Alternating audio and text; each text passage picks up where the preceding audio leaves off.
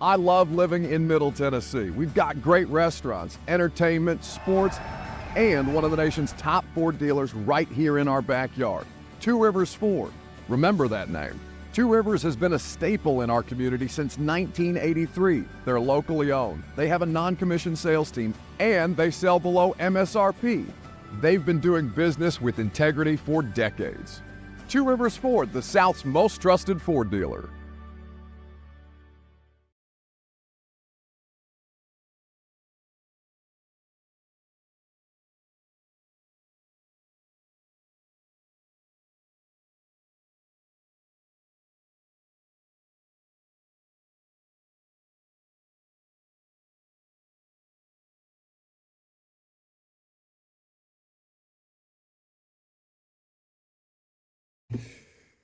Well, it wasn't much of a game last night between the Chargers and the Vikings, but I did have some takeaways that I want to get into this morning before we talk about the Titans heading up to Indianapolis. You have an opportunity for Tennessee to step up and put their foot down on the mighty, mighty Tackle Cats this weekend. Good morning. Happy Friday. Robert, Lucas, me with you until 1 o'clock. Coach Mack will be with us in the second hour. Brett Kern, as is the custom, we will make picks. I want to talk to him about what Eddie George had to say about the Tennessee Titans in a newspaper article with Mike Organ of the Tennessean. We can get to that here in just a second. Caused a little bit of a stir. 615-737-1045 is the number if you want to jump in. F&M Bank Chat. Also at your disposal. Lucas hates cold weather, but Robert, I am so much happier coming into work when it feels like football season outside, even if, you and I can't experience football season the way that we want to. Like, just the crispness when you walk into the studio. I don't know how you can be such a weirdo where you just want to sit and be miserable in 95-degree heat all the time. It can be crisp and be 60. 65. Why does it have to be 52 or 42? It can be 60 degrees, 63, a ray of sunshine, and still feel like football weather. That's my football weather. My football weather is not long pants. I hate long pants in all scenarios. That's because your pants situation is complicated. That's a part of it. I would also hate pants. If I had buddy, you can get custom pants. I just don't like pants. Have you guys ever seen Year Without a Santa Claus? I don't think so. So Year Without a Santa Claus, it's famous, straight to TV. They show it every year on the basic cable channels, and they have to go to two separate misers to get Christmas back to what it's supposed to be. There is a heat miser who likes things hot, boiling hot, over 100 degrees, and then there is the snow miser. And he likes things chilly. This is the classic battle of heat miser, snow miser between you two. I mean, I'll admit. Is this an animated situation? It is a stop-motion claymation. Oh. You should look up. Oh, like Rudolph? That's a lost art. Yes, it is from the same vein. Or the Kris Kringle, him growing up. You need to watch that this Christmas. Year Without a Santa Claus. It's incredible. Maybe I'll play the song for you. Okay. Why don't we do that? Christmas in October. 615-737-1045. We can continue to talk about fall if we want to. The football game was dull last night. I don't know how much the two of you stuck with it. Justin Herbert, very efficient. Turns out Joe Alt makes a huge difference for what they want to accomplish. Carson Wentz gets banged up in this game. Justin Jefferson still can't score. It's an insanity to watch. I'm sure it's an insanity for Vikings fans. They fall to 3-4 on the season. Chargers move to 5-3. Did anybody else just feel bad for Carson Wentz watching this game? The entire second half, I'm like, dude, just get him out of there. At every play, he's doing the Family Guy that... That's so wrong for me to laugh at. He's in so much pain, man. He just keeps getting hit, wincing, grabbing that shoulder that already looks like a cyborg. It's got like the brace that's attached to his hip. Like, just get the guy out of there. You're down 3 scores. Put in Max Brosmer, whatever the guy's name is. Who, by the way, when he went in, looked terrified. Like he looked scared. Were you making a joke there that Carson was wincing at the pain? God, if I was good. When you said it, I was like, "Oh, that's it." He did it. He said the title of the movie. I lead the league in title of the movie. In unintentional good jokes. No, I think you give yourself entirely too much credit to say that you would have a league-leading percentage in good jokes. No, but it's unintentional. I don't know I'm making them. Like, it's right there for the taking, and I'm too blind to see it. 15 of 27, 144, a touchdown, a pick for Carson Wentz, a rating of 67.5. Justin Herbert, 18 of 25, 227 yards, 3 touchdowns, an interception, a rating of 122.8. All right, so it wasn't fun, and the Chargers clearly weren't interested in, like, putting on a show for anybody, right? Like, they're out to win a game.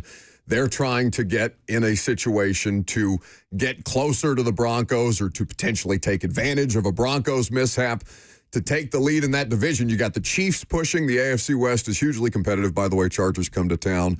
The next game for the Chargers is the Tennessee Titans, if I'm not mistaken, before the bye week. So, oh, yes, that is correct. So, man, we've been playing a lot of Chargers lately.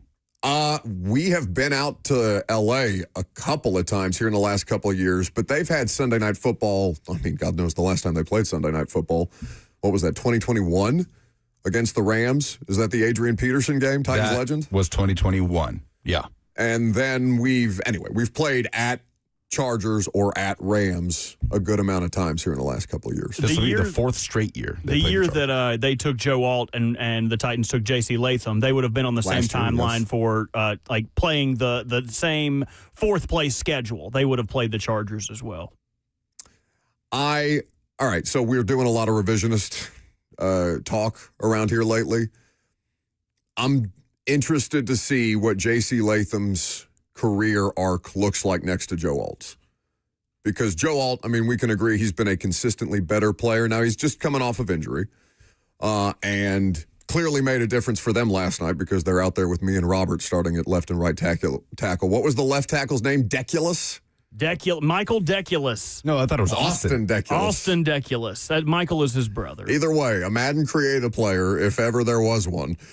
And I mean, there was no conversation to be had about Joe Alt, J.C. Latham, because Joe Alt went before J.C. Latham, then Malik Neighbors, then J.C. Latham. But for him, we were talking to the new offensive line coaches yesterday, since this is our first time to speak to assistants since Bill Callahan resigned, and how much better J.C. Latham's going to be able to get. Scott Fuchs, who is one of the assistant offensive line coaches, is talking about, he's trying to knock off a little rust here, and to do that in his first game back against Max Crosby, a tough situation. The Patriots game, tougher to kind of explain away that way because they don't have any top flight pass rushers, but the Colts are going to throw some stuff at them this weekend. And, at least they've seen the opponent before.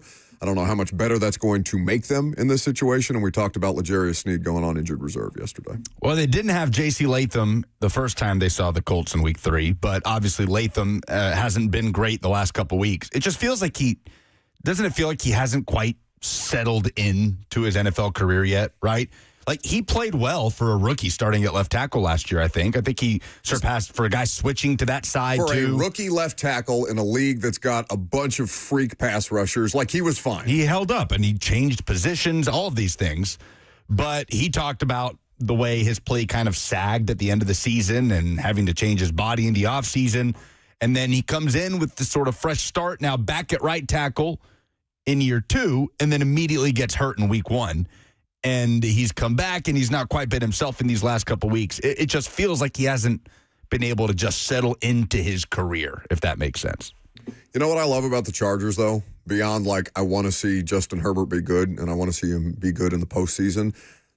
Coaches and players, when they're talking, and certainly publicly, use a lot of these cliches, a lot of these mantras, right? The buy-in type of stuff, the message on repeat that's hammered throughout the course of the week in the facility year-round, team identity stuff, the stuff that I think it's kind of easy for, if you hear it so much, especially as a fan, without having to, like, commit yourself to what they're trying to accomplish mentally. The idea that the Chargers are just going to beat the crap out of you. Like, they don't care if it looks pretty. And I'm sitting there in the middle of that game last night just kind of, whatever. it's a tough watch, but the job, it is entertainment. Football is entertainment, but their job is not to entertain us with high-flying offense. They're just going to grind you down into a pulp and get a win. Intangible, yeah, but it's an identity type of thing. I would love to see the Titans with a healthy offensive line give Tony Pollard a chance to take some pressure off Cam Ward, and I don't think it's going to happen against the Colts this weekend, but just offensively grind somebody down that way, even if it's not aesthetically pleasing. That'd be a huge step for them if we're talking about steps that they can take against teams that are going to be better than them pretty much the rest of the way. I mean, they're not going to be favored in a game the rest of the year, not at Cleveland. They don't play the Jets. No Jets. So Jets. How do the Jets have a better percentage chance to make the postseason than the Titans? They're 0-7. I saw a graphic from Sportsline yesterday. Maybe strength of schedule. That's the only thing I could possibly think of. Their way to get into the division, I think, is easier because the Buffalo Bills have 2 losses and the Colts have 1 loss. Fair enough. So, like, mathematically, it would be easier for the Jets to close that distance than it would the Titans to close the distance between the Colts. Colts have the best record in the AFC. What's the BVS this week? Any? You know, BVS doesn't really pop up when it comes to Kentucky games. I got to say, you know my stance on this. Big Kentucky fan. Love Kentucky football. Brought me a lot of joy over the years. I appreciate them. I hold them near and dear. They've been like, like a kid has their like comfort stuffed animal, like a whoopee or a blanket or something. A whoopee? Yeah, you know. What? No, we all had one. Did we? Yes. What was yours, Robert? A whoopee? Yeah.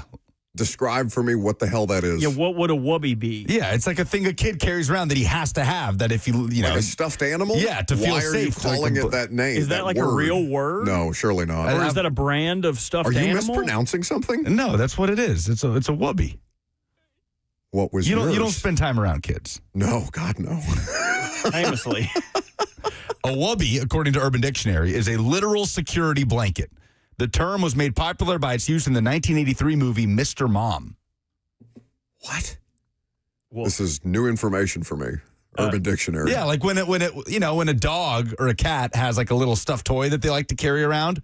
That's like their whoopee. Does Leo have a toy he carries around? Yeah, he has this beat up little. I don't even know what it is. It's so mangled, but he just kind of likes to hang out with it. Squirrel. That's a dead animal. Okay, I had a whoopee. Did you guys ever collect Beanie Babies as a kid? So I had Beanie Babies. That's like a first grade, kindergarten, second grade type deal. Yeah, I was in 6th grade, but like I was 35 years old. But my aunt was like, "Oh, you spend all this money on Beanie Babies. Let me make you a Robbie's baby." And she like knitted me this owl. And it had like a soft patch on his belly. And I kept that for forever until I threw up in the bed one time when I was sick and my dad wouldn't wash it and we just threw it away. Oh, R.I.P. Where's my whoopee now? I had a little stuffed bulldog named Bob. But all that to say, Kentucky football is like my security blanket, or it was in all those tough years. It was always there. It was always there. No matter how bad Tennessee was or how good Kentucky was, it was always there. Kentucky football was always my whoopee. Somebody in the chat said it's a Xavier Restrepo for Cam Ward. Oh, no. He's his whoopee. Could he be? Is that a positive? Is he there for comfort? What would that press conference question look like? Cam, a lot is being made about Xavier Restrepo being brought up, getting playing time, but when potentially, in all reality, allegedly, he's really here for emotional support. How would you feel if your wubby was called up to the active roster to be active on game days? He would look at you. The way he looks at Kaharski when Paul takes too long to ask a question. Yeah. He's done this a couple times where he's like, what? It is so funny to I mean, God knows how often we're going back and rewatching press conferences at this point in time.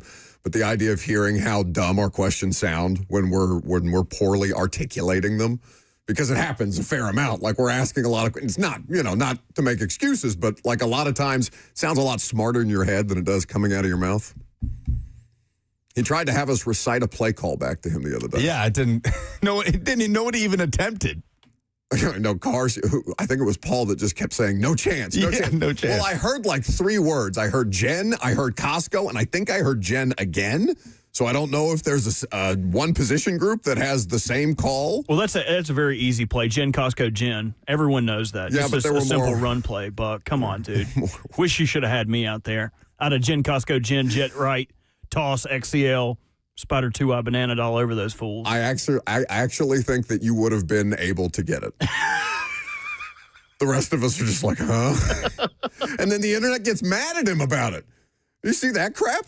People are taking it like negatively, like he's trying to make excuses about, oh, you think it's so easy to call a play? Here, call a play. Like that damn AI Dove Kleinman account that just spins things. You want to talk about spinning things negatively for engagement? My God, how do you make somebody, bless him for being willing to have like a good time or just even willing to joke around with miserable media at a press conference in the middle of a 1-6 season?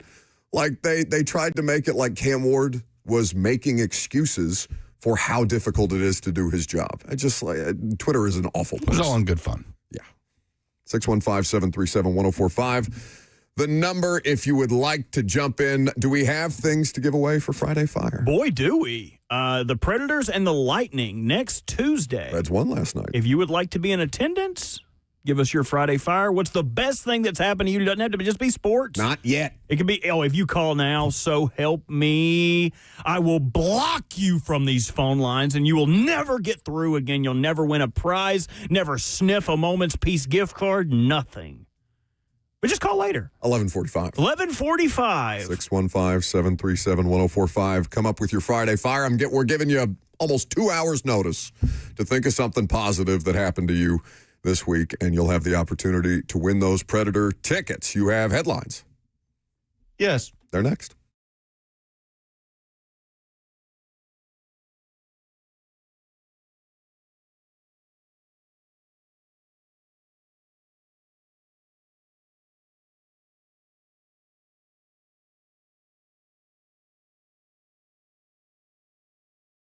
No one wants to deal with a plumbing, HVAC, or electrical emergency. Most of the time, you don't know what it will cost or if it'll get fixed correctly or if someone is just trying to sell you something. Robert, I turned my heat on for the first time this morning. It was 60 degrees in the house, which I'm fine with, but it had to be 65. And I want to make sure that everything's running smoothly and you can get ready for the cooler months with Hiller Cooling Heating and Electrical. They are there to help you through that process, and the price you're told is always the price you'll actually pay. There's no hidden fees or surprises when you get your bill. Hiller has been in business for over 35 years and is family owned and operated. No more wasting time waiting around, because when the tech is on their way, you'll receive a photo and a link to track them in real time. 100% satisfaction guarantee of happy you'll be, or the service is free. That is the Happy Hiller promise.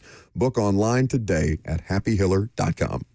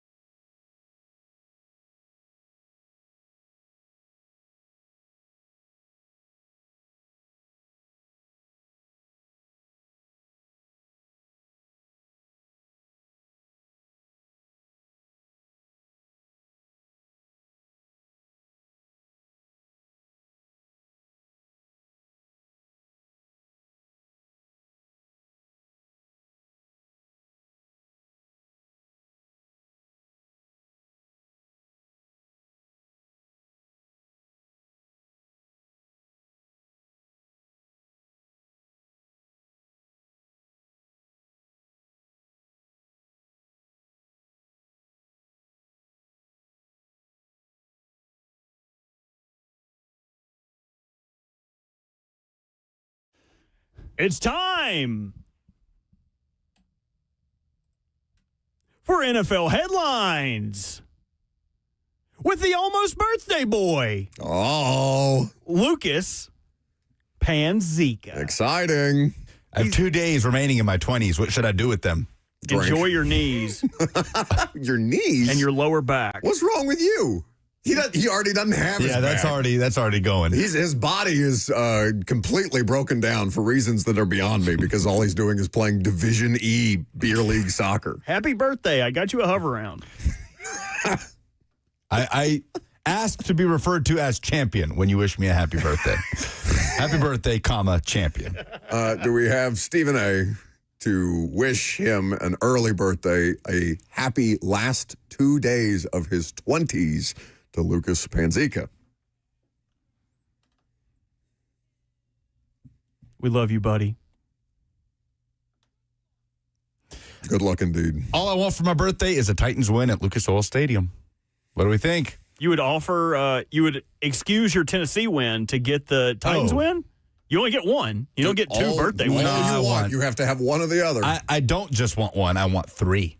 3 wins? Nashville SC and Miami tonight. Game 1 of the MLS Cup playoffs first round. Tennessee and Lexington Saturday. Titans at Lucas Oil Stadium Sunday. I want 3 road wins for my birthday. Convenient that you left out Vandy. Well, Known Vanderbilt hater. I'm not a Vandy fan. Like I like what's happening. Want nice things for everybody else in the city. Not the best football team in the state.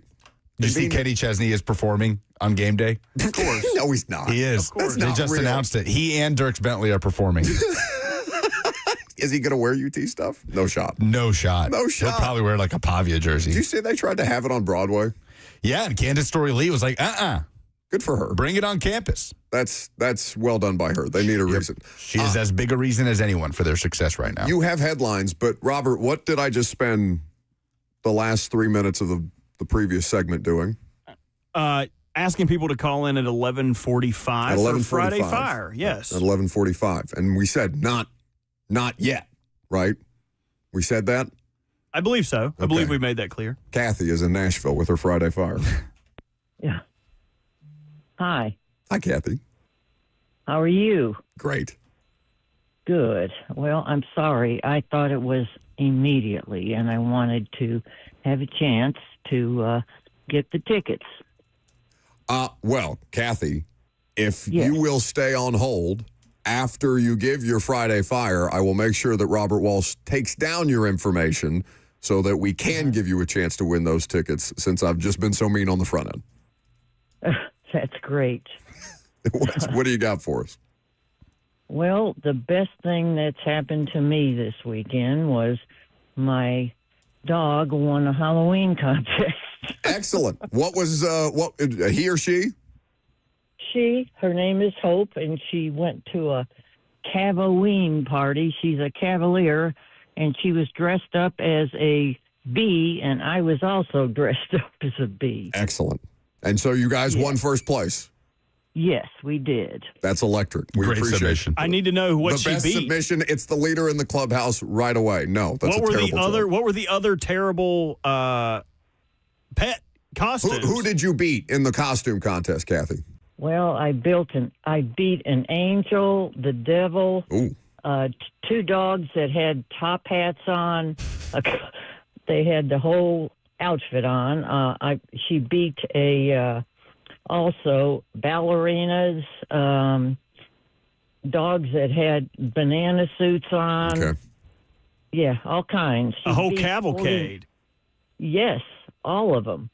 Well, Kathy, we're going to put you back on hold, and Robert's going to take your information, and we really appreciate the call. Thanks for listening. Okay, thanks.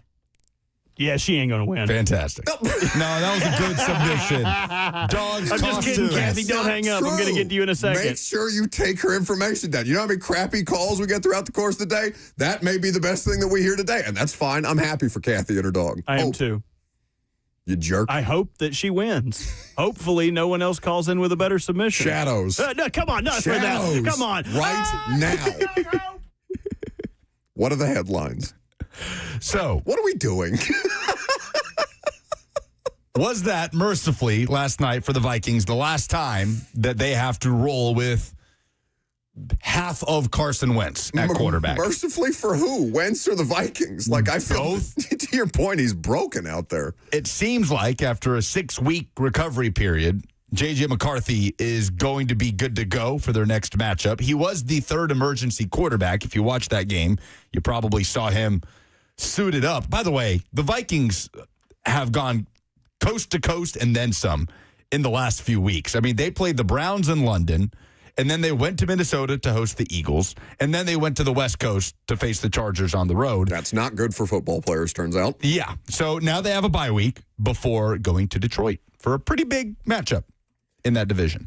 So J.J. McCarthy was at least available to be the emergency quarterback last night. Like, he wasn't outright ruled out. Should something have happened to Wentz and Max Brosmer, then they could have used the third quarterback, the emergency third quarterback rule, the way that was instituted. What was that, after Brock Purdy? I think Christian McCaffrey was taking snaps at quarterback in a playoff game. That is what it was. If I remember, that was a couple of years ago. Jimmy Anyway, got hurt. Trey Lance got hurt. Brock Purdy got hurt. J.J. McCarthy just needs to play. Like, I don't know what the Vikings are going to be able to do this year. Their season's obviously not over. Green Bay. Have you guys watched many Packers games this year? Oh, really just the primetime ones? And there's been a few of those. Robert, have you seen any of especially the Packers on offense? That's what I was wondering if you were talking about. They're kind of looking disjointed, looking like they can't really move. Like, they win, but I don't know. They were stonewalled against Cleveland. And part of that is the injury that Josh Jacobs is playing through, Yeah. so he's not as at 100% like you would like him to be. And what I think the other issue is they have a lot of wide receiver 2s and 3s and a whole lot of Indians and not a lot of Chiefs, if that makes sense. They don't have a Devontae Adams, Sure, a Donald Driver, or Jordy Nelson, someone that you could guarantee this guy is going to get his if I want him to get his. They got a bunch of young dudes that I thought were going to be better and just haven't really, I don't know, been, I hate to use the cliche term consistent, but it's just they're not an overwhelmingly consistent offense. Minnesota's in last place after dropping to 3-4 last night. Obviously, the rest of these teams have to play. Green Bay leading the division because they have the fewest amount of losses are 4-1-1. They're 3-0-1 in the conference. Obviously, Lucas's beloved tie, 40-4. If they had the tie, fine, 40-40. That was awesome. I'll take it. If it's like 10-3, I'm going to think about self-harm at that point in time. I just want to see J.J. McCarthy play for the sake of he's only going to improve if he plays. And obviously a high ankle sprain is no small thing, and their offensive line situation isn't great. But I don't know if they're catching the other three teams in this division. It's going to be a fun way to see the way it shakes out as far as the wild cards in the NFC. Way better than the AFC this season. Well, speaking of the Packers, they're on primetime again. Sunday Night Football at the Pittsburgh Steelers. So Aaron Rodgers will face his former team. Rodgers said this week that he is, quote, pretty sure that this will be his last season with the Steelers. And when he does hang it up, he wants to end his career ceremoniously with the Green Bay Packers, insinuating he wants to retire a Packer, kind of like Brett Kern did here, like, Jarrell Casey. Yeah. Retired here as a Titan. Broncos legend. So they will face off Sunday Night Football. The Green Bay Packers are 2.5-point road favorites at the Steelers. 4-1-1 at 4-2 at Acrisure Stadium. What's the more interesting dynamic between two Hall of Fame quarterbacks to you guys? The way that, did you see Tom Curran? There's a clip of Tom Curran at NBC Sports Boston that's making the rounds on the internet. I don't know if I'm just being fed a lot of Patriot stuff in my algorithm after last week, but there's this whole diatribe on what's happening to Bill Belichick right now at North Carolina and the way that things ended with the Patriots and why Tom Brady left to go to the Bucs. What's the more interesting fallout of obvious Hall of Fame legend and their franchise that they spent the bulk of their career with? Because Rodgers made it hard on the Packers at the end. Mm-hmm. He was actively icing them out, and, he's known to have that in his personality. or the way that Bill Belichick kind of ran Tom Brady out of New England. I don't know who I'm more interested to see like how that develops, because it happens so fast after just so many years of them being awesome together. The Green Bay Packers are the only team in the NFL that Aaron Rodgers has not faced and beaten. They did not play when he was with the Jets. So if the Steelers win at home on Sunday Night Football, I thought because he was hurt. This is the first time Aaron Rodgers will ever be on an opposing sideline to the Green Bay Packers. But the Jets and the Packers didn't play the first year that he was on the roster. He just got hurt. I thought there was an opportunity there for them to get back together. I can't remember. If they did, he wasn't on the field, but he would have been hurt, right? Yeah, I get. If they played, then he was sidelined with that Achilles. Robert. Before we moved on, sorry. Can you guys name every quarterback that has beaten all 32 teams since? That's what I was about to do. He would become. So let's make Buck do it. He would become the 5th quarterback to have a win against all 32 teams. Brady. Mm-hmm. Correct. Manning. Mm-hmm. Breeze. Mm-hmm. Matt Ryan. No. Flacco. No. Tax fraud. Oh. Yeah. Really? Yes, sir. No, that makes sense. What? Brett Favre. Brett Favre. Yeah. Okay. I thought you thought that he was saying tax fraud on Joe Flacco. I wasn't sure. Okay. No. So yes, you that's heard one that. Former You thought Raven Brett that he Favre. doesn't consider a war criminal. The active quarterbacks that still need to beat one team. Aaron Rodgers, as he noted, needs to beat the Green Bay Packers. Matthew Stafford needs to beat the Pittsburgh Steelers. Oh, Stafford would have been a good guess. But Stafford, obviously, NFC, AFC, he only gets a shot at them every 4 years. And Russell Wilson needs to beat the Seahawks, something he had an opportunity to do week 1 of his first stint in Denver and was unable to beat the Seahawks and has not got another crack at it. Patrick Mahomes needs to beat the Chiefs. There you go. That's crazy that he's like 28 and he's already done every other team but the team that he's played in his entire career for. What if that's the way that it ends? He's just a Chief for the rest of his life. Anyway. The Nevada Supreme Court returned John Gruden's case to the state's district court on Thursday, and the NFL filed 2 motions seeking the prompt dismissal of the claims.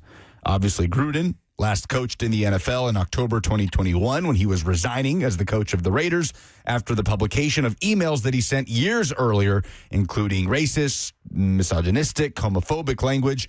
A month later, he sued the league and Roger Goodell, alleging a, quote, malicious and orchestrated campaign to destroy his career by leaking those emails.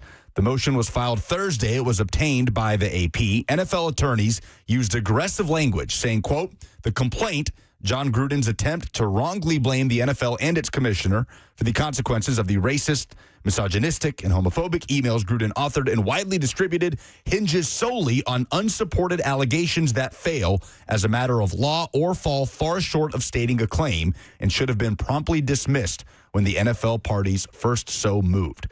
I simply bring this up because in case John Gruden's name gets tossed around in the NFL coaching carousel, doesn't look like there's a resolution very close between he and the league.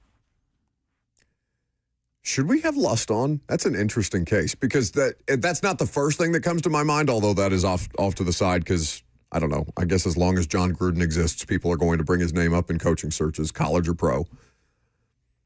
The NFL really doesn't want this stuff to get out there, huh? Like they're fighting this hard.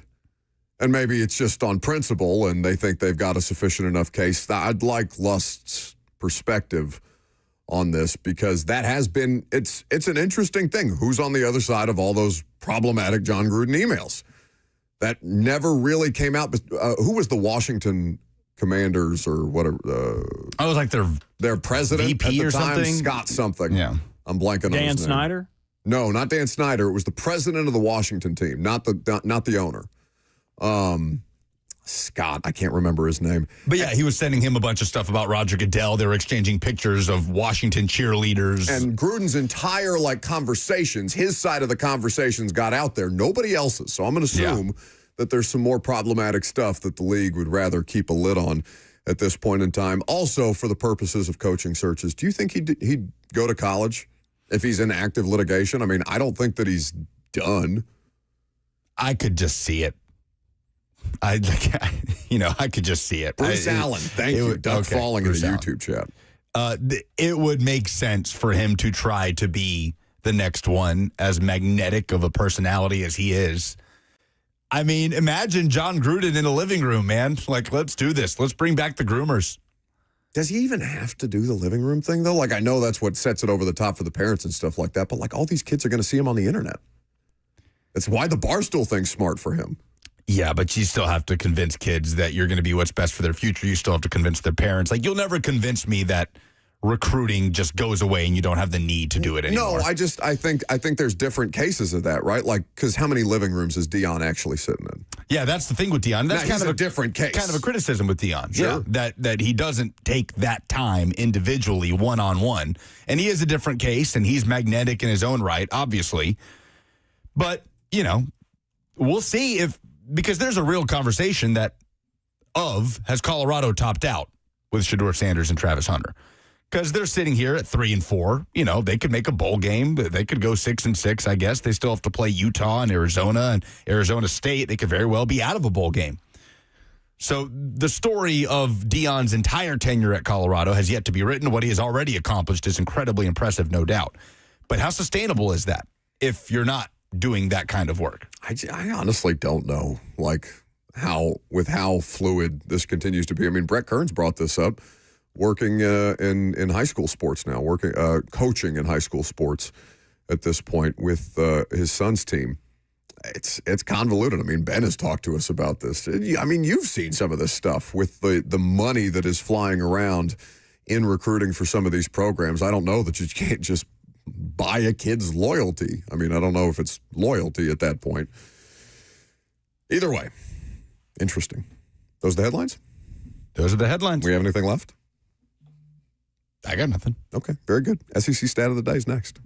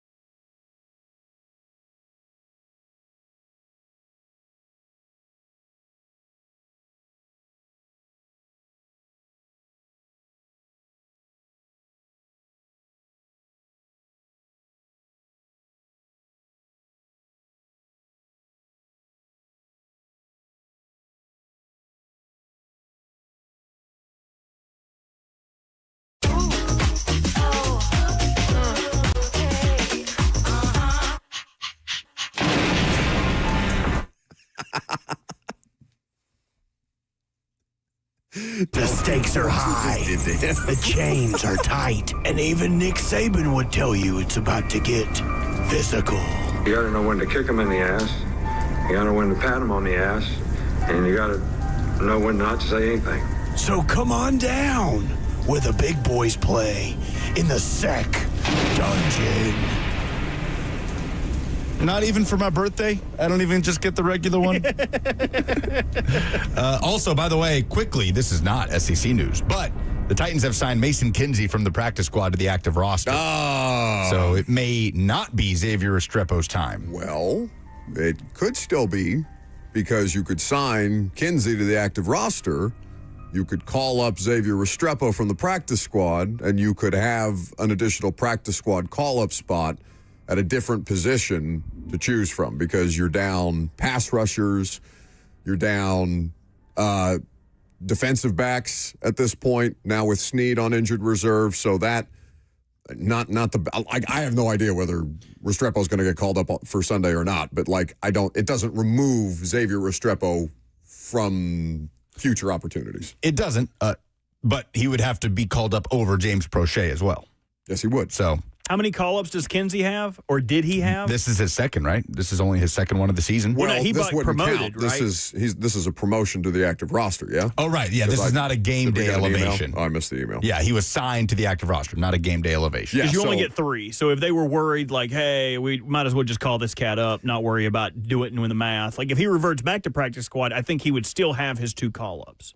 Yeah, because it's not like that resets if he gets cut from the active roster, then brought back on the practice squad. Like he doesn't rollover get minutes. An additional one. Yeah. Time to talk about that. Somebody said they can't be serious. Yeah. There's a big game tomorrow on West End. In the F&M Bank chat, I see a comment here from B. French. Happy Friday with the anchor down emojis. Why? Was that supposed to? Shut up. Remember when he said he led the league in unintentional funniest jokes? Yeah, it's going right over my head. B. French in the F&M Bank chat says, Happy Friday, gives the anchor down emojis. He says, to 5-star quarterback recruit Jared Curtis of Nashville Christian, I say to you, please sign with Vandy, bro, and enjoy your visit this Saturday. Jared Curtis, the Georgia commit of Nashville Christian School, the 5-star prospect, one of the most exciting quarterbacks to ever come out of Tennessee, was at Vanderbilt practice yesterday. That's the kind of buzz, Hell yeah. the kind of vibe there is around Vanderbilt football right now. Obviously, game day is on campus. So, about the game, Vanderbilt and Missouri on West End tomorrow. Can they stop Ahmad Hardy, who got off to the hardest start that more so than any running back in the country before the last 2 weeks, where he's kind of run into a brick wall? 52 rush yards against Alabama, 58 rush yards against Auburn. He did have 2 touchdowns, but he averaged 2.4 yards per carry. So can Missouri get that run game going again against a Vanderbilt defense that ranks 62nd in the country in yards allowed per carry? On the other hand, Vanderbilt also has a top 3 rushing attack in the SEC, led, of course, by Cedric Alexander, by Diego Pavia, making off-schedule plays. These are 2 of the best improvising quarterbacks in the entire SEC, in Pavia and Prabula of Missouri. So who can stop the run better, to me, feels like goes a long way to decide the winner of this game. Vandy, 2.5-point favorites at home. Did you watch the Missouri-Auburn game? I did not. I only saw highlights, and that's because I caught overtime, I was basically. talking to one of my buddies that went to Auburn this morning, actually, and he was complaining about officials again in an Auburn game, because you saw that ref from the lead referee from the Georgia-Auburn game has been suspended indefinitely. That's right. What's his name? Ken Williamson, if I'm not mistaken. Who's been around for a while. Like, it's not some green official that just got a couple of calls wrong. It's, anyway, big story from a couple of weeks ago. Auburn been in a bad spot. Every major officiating scandal in the sure. SEC this year, Auburn has been right smack in the middle of it. So anyway, Missouri is better than Auburn. Missouri and Vanderbilt are kind of similar teams at this point in time. I want to know how. So I wouldn't say that Vanderbilt hasn't been tested, because they have. LSU is, can we agree LSU's bad right now? Like, objectively, among programs that you expect, like that that was a ranked team last week. Vanderbilt's been tested. But, yeah, I get what you're saying. Vanderbilt's been tested at Alabama, and they fell short, and Pavia turned it over. And I'm not saying that that's not a learning opportunity and they can't, grow from that. I'm just saying tested in a way where they've handled or had an opponent where they've handled a quality opponent. LSU is a better opponent than some of the teams that they were playing early in the season. And then had to back it up with another ranked team. Like what I'm blanking. Oh, Alabama has beat 4 ranked opponents in back-to-back-to-back weeks. Tested, battle-tested, and come through it to finish games. That's the kind of thing on a different scale that I'm talking about for Vandy. It's a huge opportunity for them to prove that they can do it. It would be a huge feather in the cap of Clark Lee and Diego Pavia and kind of the culture and institution of what they're trying to embody this season. But it's not going to be easy. Missouri's good. Missouri's good. It's a pressure cooker game in the SEC. Obviously, you have the college football playoff implications of Vanderbilt versus Missouri, both looking to avoid a second loss. Same goes for Ole Miss going to Oklahoma. OU 5.5-point favorites at home for an early kickoff, 11 a.m. in Norman. Top 10 Ole Miss team against a top 15 Oklahoma team. Both have one loss. And then there's the Brian Kellys of the world. He is getting turned up in terms of the narrative around Brian Kelly. What would it take for LSU to actually pull the trigger on a move like that? I don't know. I feel like it would take a bigger meltdown this season, but they're not happy down there, man. And they host a Texas A&M team that's unbeaten right now, 7-0 overall, 4-0 in SEC play. A&M 2.5-point favorites in Baton Rouge under the lights. To Brian Kelly's credit, they have won all but one game at home at night in the Kelly era. At LSU, that one loss came last year when Jalen Milroe ran for about 1,000 yards and Alabama blew out LSU on the road. But pressure is turning up. The vibe is not good right now in Baton Rouge. Vibe's not good at Auburn as they go on the road to Arkansas, who is putting up points, man. Quietly, they've been the best offense in the SEC over the last couple weeks, but they can't stop anything. They cannot get a stop on defense. They lost 45-42 to Texas A&M. A&M barely eking out a win there. Bobby Petrino has that offense rolling. Hugh Freeze, if Auburn goes to Arkansas and loses and drops to 0-5 in SEC play, it's really hard to picture a path forward for him as the Auburn head coach in a year where everybody's getting fired, which we kind of expected coming in following an offseason where nobody in the SEC got fired. CJ Frazier says on YouTube, he says LSU over A&M this weekend. So I was listening to Pate the other day. I was a few days behind on Josh Pate's college football show. Obviously, you guys know Josh Pate. He hangs out with us from time to time. He's doing stuff with ESPN. He's doing stuff with the Bussin' guys and all manner of different things. But he was talking about the embattled nature of Brian Kelly and some stubbornness, some digging in on certain things that Brian Kelly has been unwilling to change. And he mentioned Joe Sloan, the offensive coordinator and quarterbacks coach there, who apparently is not handling the opportunity well. It's Brian Kelly's guy. Brian Kelly's being stubborn about the idea of potentially making an offensive coordinator change. Now that Nussmeier looks healthier, right? That was the thing that kind of bogged them down at the start of the season, but they're just objectively bad on offense so far against quality competition. And A&M, I mean, this could be the kill shot. I don't know. I mean, Brian Kelly, I guess since James Franklin got fired when he did, I can't say that it would be unthinkable for Brian Kelly to get fired. It wouldn't be unthinkable. Not at that program. It would not be unthinkable. So yeah, but don't you think they're smarter about it than Penn State? I'm not saying that Penn State wasn't right. I don't think they'd fire him Monday. No. Yeah, that's what I'm saying. But if that kind of continues to crater and LSU and it gets worse and worse, and we're talking about 8-4, 7-5, that's a conversation that's going to happen. You're multiple years in now. You should be contending for national titles at LSU. Duck on YouTube brings up the idea of James Franklin to LSU would do numbers. Interesting. That feels like a fun fit. Real quickly, game stats from Texas's narrow win over Kentucky last week in overtime. 16-13. Kentucky, 395 total yards. Texas, 179. Kentucky, 137 rush yards. Texas, 42. Kentucky, 39 minutes and 23 seconds time of possession. Texas, 20 minutes, 37 seconds. Kentucky, 26 first downs. Texas, 8. By the skin of their teeth, Kentucky doubled up Texas in almost every major team statistic and still managed to lose. Texas bailed out by their special teams. Texas goes to Mississippi State, that has come close on multiple occasions to beating Tennessee, to beating Florida. They did get blown out by Texas A&M, but this game is in Starkville with the Cowbells. Texas 6.5-point favorites. I'm not going to be stunned if that's the third loss of the season for the Longhorns. Meanwhile, Kentucky, to their credit, pushed Texas at home, couldn't get a win. So Tennessee's not going to be able to sleepwalk through this game. Cutter Boley deserves credit. He's given them some sort of pulse in the passing game. But Tennessee does and should have more firepower if they show up than this Kentucky team. They cannot shoot themselves in the foot. They cannot lose the game in favor of Kentucky. That is the only way Tennessee walks out of Lexington with a loss. I want to see them run it up on Kentucky. Yes, I think a blowout win would be much needed for Tennessee this week. 54.5 right now. Would love to see Tennessee be on the right side of a lopsided victory. All right, very good. SEC stats of the day. We'll get back into Titans talk. Maybe we'll talk a little bit more about where Tennessee is right now and the rest of the road that they have to go as we get closer and closer to college football playoff ranking time. Coach Mack and Friday Fire, the opportunity, Robert, to win what? At 11:45. A pair of tickets to see the Predators take on the Lightning next Tuesday. Not yet. Not yet. I'm Buck Reisig. It's 104.5 The Zone.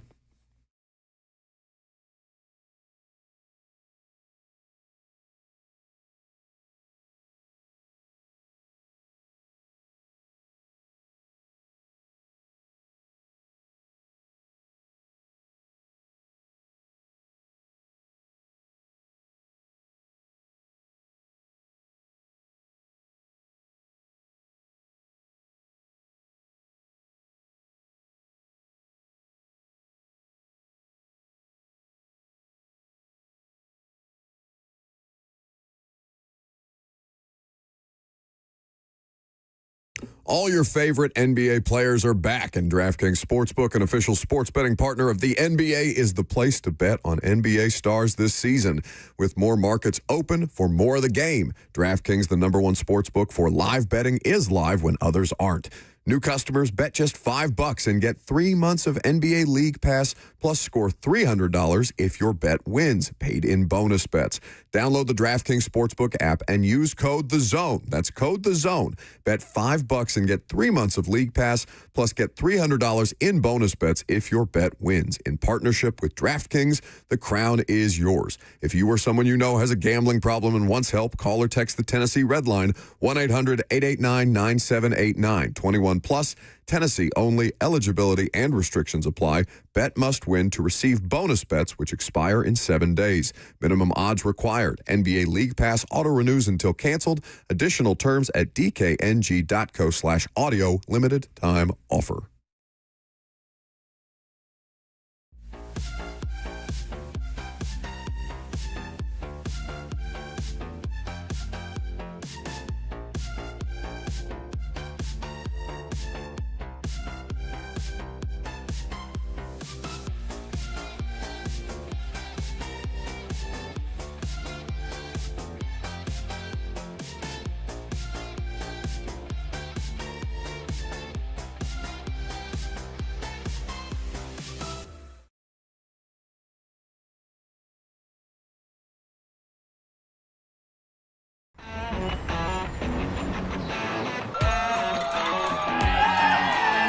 Nashville hockey.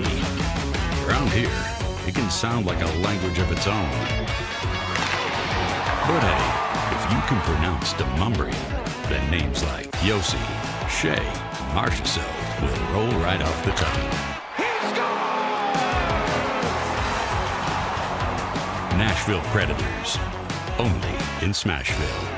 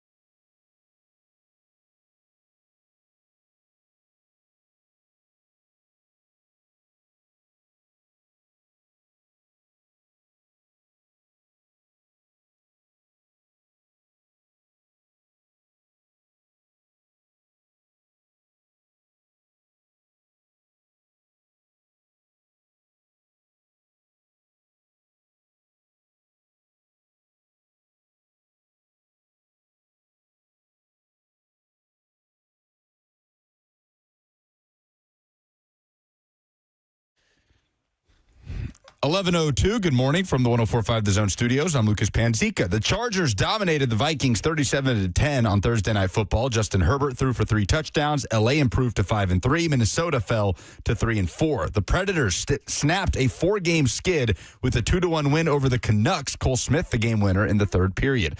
Titans head up to Indy. They faced the Colts on Sunday. Edge rusher Arden Key returned to practice Thursday. Jeffrey Simmons and Calvin Ridley did not practice again. Interim coach Mike McCoy will update injuries this afternoon. The League Company countdown to kickoff starts at noon. Titans countdown starts at 2:30. Kickoff between Titans and Colts is at 3:25 with Taylor Zarzer and Coach Dave McGinnis on Titans Radio. The Tennessee Vols head up to Lexington to take on Kentucky, looking to bounce back from the loss to Alabama. Kickoff at 6:45. You can hear the Vol Network call right here on The Zone. Mike Keith and Ramon Foster. And a massive game, ranked matchup on West End, College game day in the house as Vanderbilt hosts Missouri for a 2:30 kickoff. And finally, Nashville Soccer Club opens the MLS Cup playoffs tonight at Inter Miami. It is game 1 in a best-of-3 series. Pre-game coverage starts right here on The Zone at 6:30 for a 7 p.m. kickoff. For all your foundation repairs and waterproofing needs, visit USSTN.com. Breaking news at once on your home for the Titans and Vols. This is 104.5 The Zone.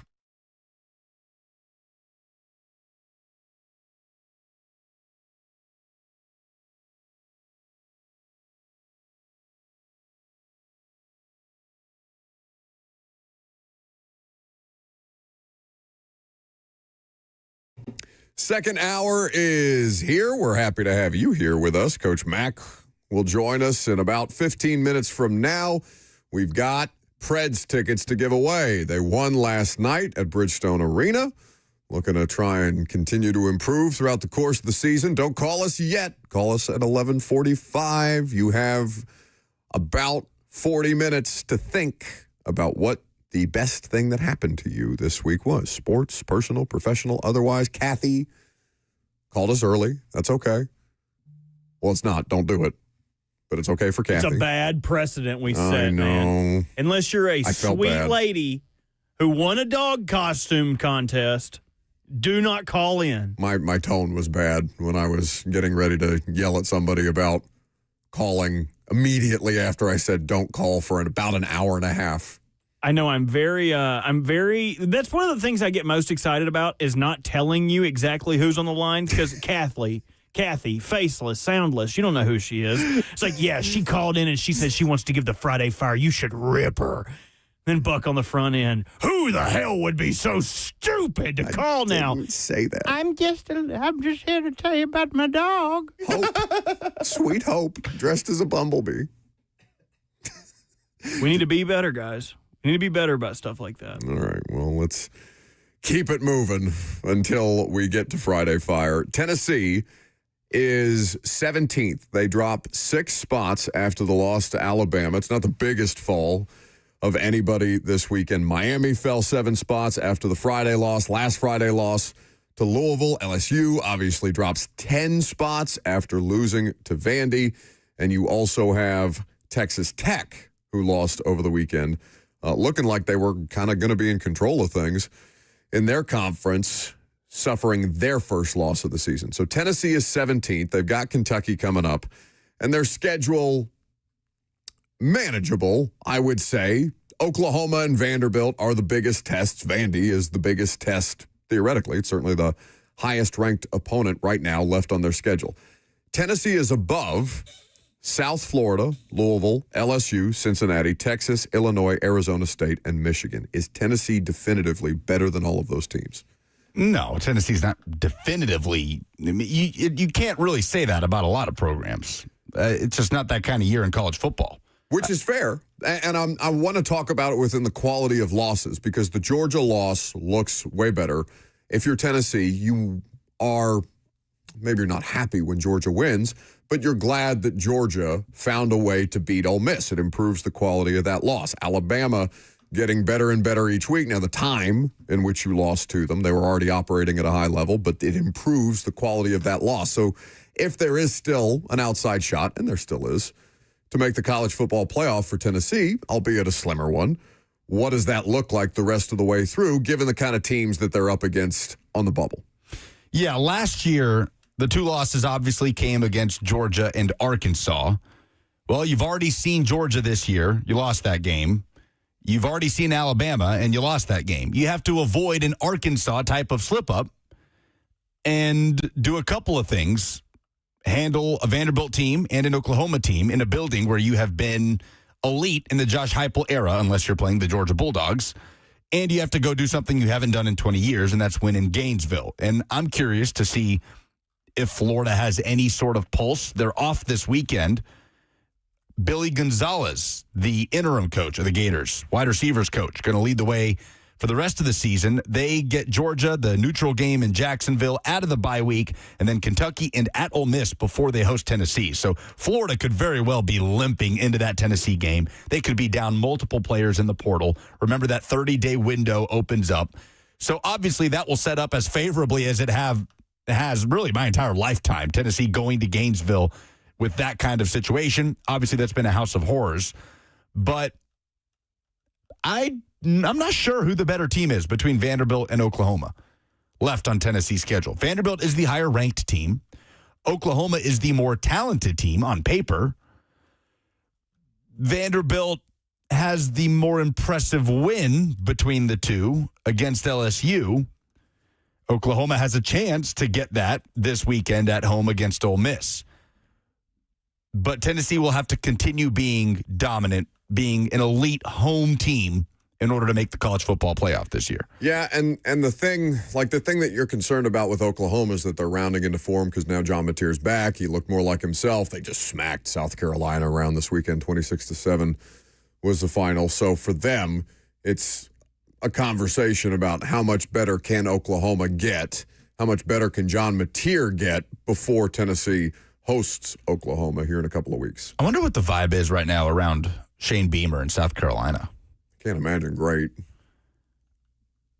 They were supposed to be a college football playoff team this year. Like, that was the leap that they were set to make. Instead, they are 1-4 in the conference. Yeah, and they started losing really before they even reached the meat of their schedule. I mean, the stretch that they have, they've already faced LSU and Oklahoma.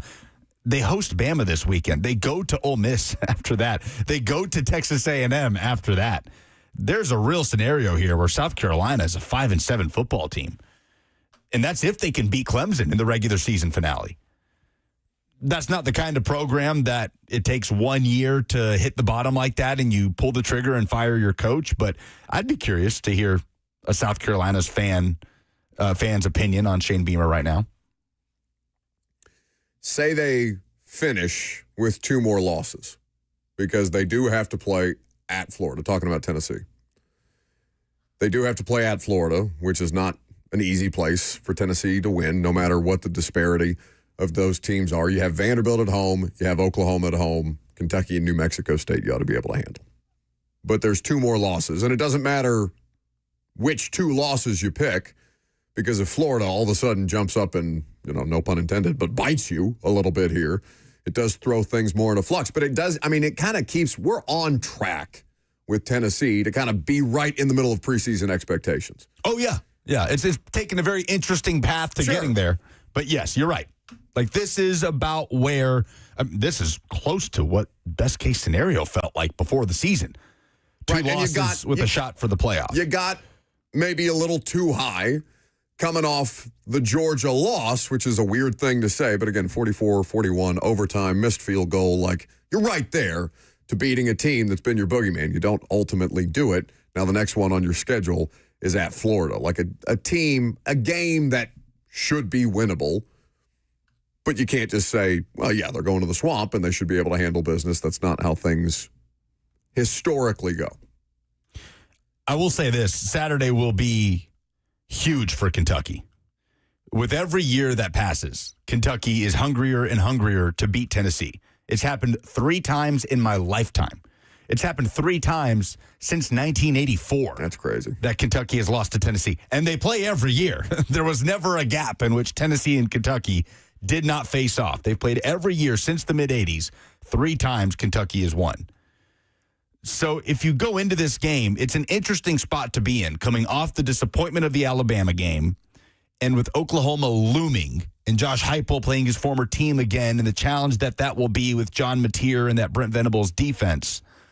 we had Eric Kane yesterday, and he said he believes in the maturity of this Tennessee team, and I do too. As young as Tennessee is from a roster percentage standpoint, when you look at the amount of freshmen that are on the roster, the majority of their key contributors and leaders have been doing this, like Joey Aguilar and Chris Brazzell and Lance Hurd and Arion Carter, who was questionable, Tennessee's lead tackler, middle linebacker.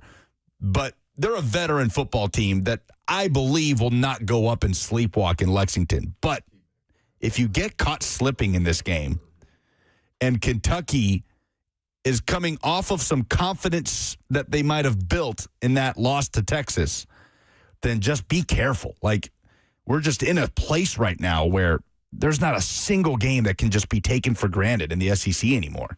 Like, it's a cliche. The any given Saturday cliche is so real in this conference right now. And awesome. Somebody's going to feel it this weekend, you know? Like, it's not going to be chalk this weekend. You get the feeling that whether it's Alabama at South Carolina, Texas at Mississippi State, LSU, it feels weird to say that LSU being underdogs at home to A&M would be this trip-up spot for A&M, but LSU is a wounded animal right now. And then Tennessee at Kentucky. So avoid being the team that we're talking about on Monday that was on upset alert and fell into that trap. This is why I love this time of year, though, not just because the weather feels awesome outside, but you get into mid to late October, start of November, no matter whether you're talking about college or pro, like the variance in that, like the any given Saturday, any given Sunday element of it should it should decrease because we should be getting a better sample size of who these teams are, how they operate, and the ones that fall short of that, obviously, they're not ready for the moment when you have to start playing your best football.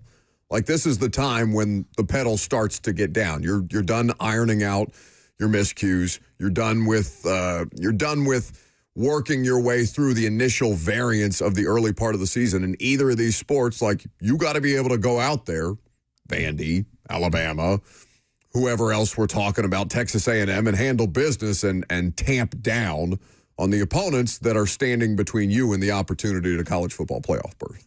Alabama, by the way, is coming off this stretch of those 4 straight ranked wins, and they do have a bye week after this week with LSU looming after that. So is this a place where Bama is kind of like, all right, this is the end of the road. Let's just go get this win and get into the bye week that they could slip up? Because South Carolina does have talent, as we know.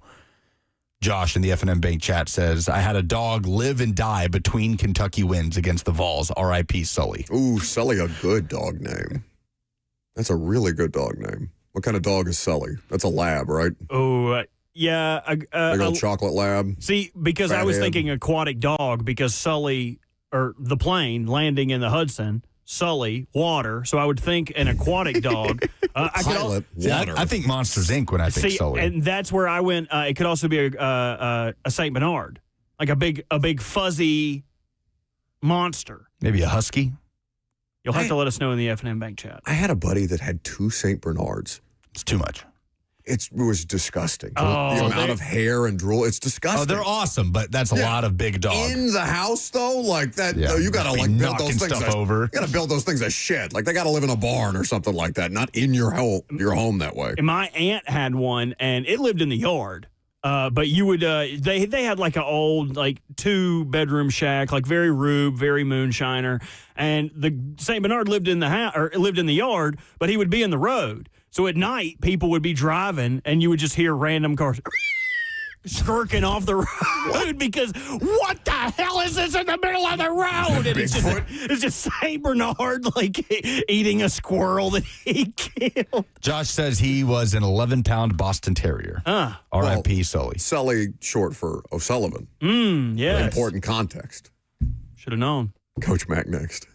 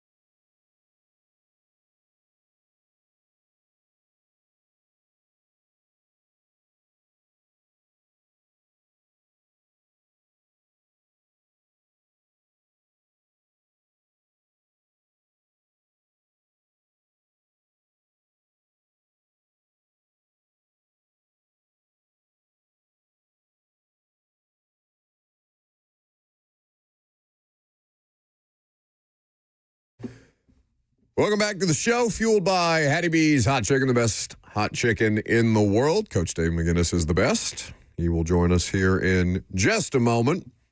We'll see what him and Bert are pre-gaming Mac's hit with when he joins us. They always have a full-on conversation before Coach Mac joins the show. Mac joins all of these shows courtesy of Two Rivers Ford, the South's most trusted Ford dealer, where they offer you real deals. The price that you see is the price that you pay. TwoRiversFord.com for more details. Happy Friday, Mac. What was Robert bending your ear about before you hopped on the line? Well, I was just down there on the sideline with Jimmy Wyatt, and I was walking off, and then Bert called, and we had a pretty good conversation about the playing a football team twice. What's all the mental process of that? So he and I got that straightened out. What Jimmy and you stalking the sidelines, that seems like the ideal combination of people to watch Titans practice with. Yeah, well, I mean, Friday is a pretty sparse crowd out here standing on the sideline. So I've been doing that with Jim Wyatt for a lot of years. No doubt. Titans Radio on the call, an afternoon kick for the Titans in Indianapolis. Titans Countdown will get you started, rather the Lee Company Countdown to Kickoff will get you started at noon before the game against the Colts. So Cam Ward's first opportunity, like you said, Mac, with Robert, the opportunity to see yourself on tape against an NFL defense and then face that same defense, understanding that teams have tendencies and they're going to throw some stuff that they haven't seen or maybe haven't put on tape to that point at you to try and get the job done. But how beneficial an opportunity is that for the young quarterback? Well, as I was telling Bert, it really depends on, what the length of time is between the time you played him before and the time that you're playing him again. If it's a sandwich game, well, then it's pretty relevant. If it's a pretty good time spread between the time you play, so much can happen to teams, as we're well aware, and especially health-wise, and especially just to see how the season has progressed when you've got a period of time in it. Teams change a little bit, but not much. They don't change their DNA a whole lot. But just time on task, regardless of who you're playing, helps. But clearly, I mean, he knows what to expect, from them. I mean, you know what to expect from them both sides when you watch them, because they're pretty much just like that team that they just played. It's a pretty solid team. In fact, they may be ahead a little bit of where the Patriots are just because they've been together longer. Yeah, Coach Greg Cosell gave us this stat when he joined the show on Wednesday, that Jonathan Taylor being second in carries in the NFL, but at the same time, Daniel Jones leads the league in first down pass yards. Coach, how have they achieved that kind of balance this season on offense? Well, you gotta move the chains. I mean, look, they're very efficient. They don't turn the ball over. And, again, I mean, you got people like Greg that run all the numbers.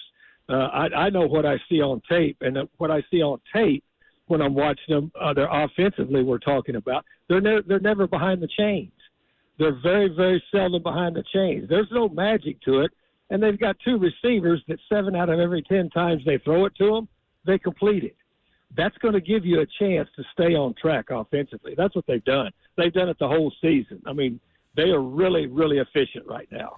Meanwhile, the Titans, after getting off to a nice start offensively last week against New England, looking to put that together through 4 quarters, Coach. What did you like in the first half? What kind of principles did you see layered into this offense with Mike McCoy taking over as the interim coach and maybe setting some things up for Cam Ward? Well, they were setting up passes and they were completing the passes. I mean, they've taken deep shots, all along. But if you don't complete them, then all of a sudden it's a long foul ball and you're second chain. So that's the first thing that they did. And then they scored touchdowns. And that's the first touchdown they scored in the first quarter. I mean, you have to do that. You've got in this league, especially as the season progresses, you need to be able to not only progress the football, you need to score touchdowns at the end of it, because very seldom, during a 17-week season in this league right now, you're going to beat somebody just kicking field goals. Coach Dave McGinnis of Titans Radio with us, presented by Two Rivers Ford, the South's most trusted Ford dealer. You can check out the OTP where Coach Mack and the rest of the crew, speaking of Jimmy Wyatt, Jimmy's on the OTP. You've got Amy Wells and Rhett Bryan and Will Bowling and everybody else hanging out there on a regular basis. Subscribe wherever it is that you get your podcasts. Mac, we knew going into the season, no matter what the win-loss total looked like and no matter what the kind of trajectory of the year was going to be, that it was always going to be a lot of young players that they were relying upon, a lot of guys who were going to get significant run. They get Tavondre Sweat back in the mix. He's a force to be reckoned with. It's unfortunate that we're not going to get to see him play. Well, we'll see. I don't know that they've officially ruled out Jeff Simmons. I know it's tough to be ruled out with a hamstring and then come back for the next game. But Sweat and the impact of him, especially in a game where the left side of that offensive line in Indianapolis and Jonathan Taylor behind it are playing really high-level football. Yeah, well, I mean, this is the number one offense in the league for a reason. To the whole Sweat Jeffrey Simmons thing. I mean, when those two are in there together, then defensively, you've got two people that when the opponent starts getting ready, they've got to concentrate on those two people, and it's a problem because both of those guys they have very, very complementary skills of one another, and both of them can affect the middle of the pocket. Now, Jeffrey Simmons can play even outside that center guard triangle. I mean, that's how he hurt the hamstring. I mean, he makes so many plays, sideways, back and forth, all across the field. But when Sweat's in there, I mean, they got two people you got to deal with. When you've only got one of them in there, then opponents clearly just have half the problem. I mean, that's just the way it is. And so, health is key in this league. I mean, that may be besides just pure talent. Health is a huge X factor in this league, and when they're in there together, that's why they were brought. That's why you brought Sweat in here, to complement and to add to what you already had and you knew you had in Jeffrey Simmons. And then last year we saw what you could have with both of them together when they're both working there. So, yeah, I mean, health is paramount to teams, especially as you work through a 17-game season. Yeah, and we understand that. I mean, looking just at the secondary, it's the story for a lot of teams this year. Not only are they working with a lot of inexperienced players or players who are just trying to get their feet under them, 100% chance of injury in professional football. L'Jarius Sneed goes on injured reserve, obviously, Mac. We may see, we were at least talking to Roger McCreary. We'll see what it looks like on Sunday and moving forward. McCreary talking about potentially playing some outside as well as in the slot and giving them some additional looks. We also have started to see Kevin Winston, the rookie safety, start to get more involved in the defense. What kind of value does he provide, given some of the parts that they're missing, and what else he can do as they ramp him up? Well, I mean, if he's healthy, he's a pretty valuable young piece that can that can come in here. I mean, when you vetted him and watched him on tape, coming out, I mean, this guy's different. I mean, he really is. But he's coming off a pretty significant injury on a rookie year, so it's taken him a little bit of time to ramp up. The chances that he has gotten lately, I know he started off on special teams, but the chances he's gotten lately from the line of scrimmage, you can see as to where he's going to be. He's going to be a factor as he gains not only confidence coming back off of that injury, but if he also just gains experience. That's the one positive that you can take right now to this point out of this season is all the time on task that these rookies are getting. I mean, you can't manufacture experience in this business. You can practice all you want, but until you get out there and do it when it's for real and you're put in stress situations, that are very, very in real time against a different opponent, you never really start learning truly what the grind of the National Football League is. We've got a lot of young players on this football team that are gaining some huge volumes of experience. Now, it's painful at times because the more young players you play, the more chances you have, for learning curves together to be, it's just they're going to make more mistakes than veterans are. That's just what it is. But the big positive is they're getting a lot of time on task. It'll pay dividends sooner or later. And there are second-year players on this team, Coach, that could fall under that category, right? Cedric Gray right now just eating up tackles for the Titans. He's got 50 tackles in the last 4 games, Coach. He's top 3 in the NFL, leads the team. He's the third Titans player in this century to record 50 or more tackles in a 4-game stretch. He joins guys like Azeez Al-Shaair, Brad Castle, Stephen Tulloch. I know you overlapped and coached Castle and Tulloch both. What are you seeing from Cedric Gray right now that as he kind of accelerates his development in year 2? Well, I mean, he's a case in point. He missed all of his rookie year. I mean, this is his first year, basically, because all of that development that he missed his rookie year because of that shoulder injury. The games that he played last year were they were just spot field games as to where he still didn't have a feel for it. He's had an off season. He's had 2 seasons with Frank Bush. He's the guy that I saw on tape at North Carolina. I've said this before. When you vet him and you start checking off boxes, he's a key and diagnosed guy. He's a quick trigger guy. He's a physical guy, and he's got a really good GPS to the ball. Some guys, especially linebackers, I cut my teeth in this league, coaching linebackers and vetting linebackers. They've got to have a GPS in a sense as to where the ball is, and not only where the ball is, but where the ball is going to be. He's clearly a good film study guy. I really like what he's doing with his game right now. I mean, he's done nothing but be impressive, when he's been playing, regardless of what's going on in the ball game. He's always showing up at the football, which is a trait that you really like for behind the ball linebackers. Going to be a 3:25 kick between the Titans and the Colts. Titans countdown an hour before the League Company countdown to kickoff originates from Nashville, starting at noon on Sunday. Coach Mack and the rest of the crew on the call for the Titans' second game of the season against the Colts. Mac, I'll either see you at St. Elmo's or I'll see you in the booth. Have a great weekend, buddy.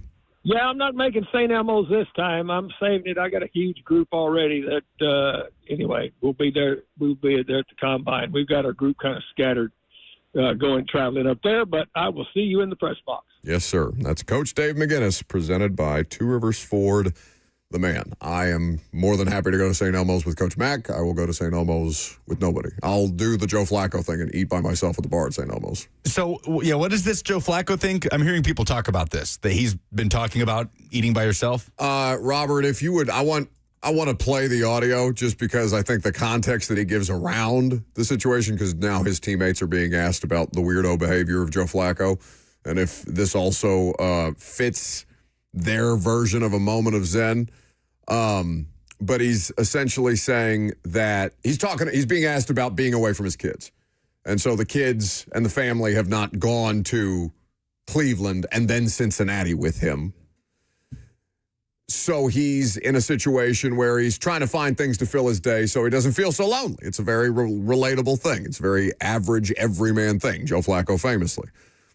And he's talking about the idea of, some of the stuff you miss, but obviously I used to look at guys who were eating by themselves at a bar or something like that and feel bad for them. And that I'd want to go and maybe even sit with them because you feel bad for a loser, say Stephen Glansberg, eating by yourself at the cafeteria table. And now he's like, and he said now eating by yourself at a bar is heaven. That guy's he's in serenity. He's Zen, completely Zen. Robert, do we have it? Go sit at a restaurant by myself and realize that, man, that's pretty enjoyable to do. After there's not too many situations. I tell people all the time. I mean, I used to see guys sitting at a bar by themselves, or just sitting by themselves eating and grabbing a little meal, and I'm like, man, I feel so bad for that guy. You almost want to go join him. And now I realize, that dude was in heaven. Go sit at a restaurant by myself and realize that, man, that's pretty enjoyable to do. Robert, does it bother you that people are just now realizing that Joe Flacco is awesome?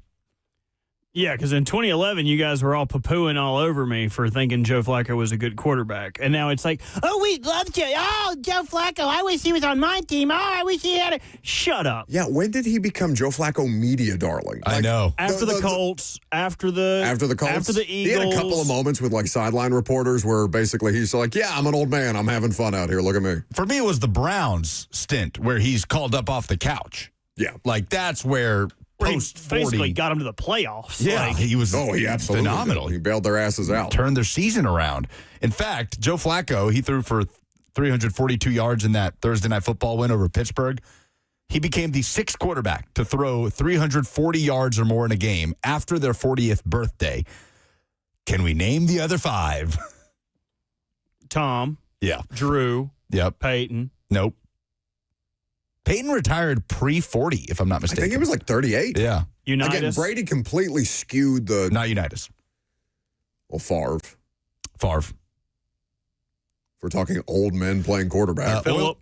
Not Phillip. Oilers Hall of Famer. Oh. Moon. Yep.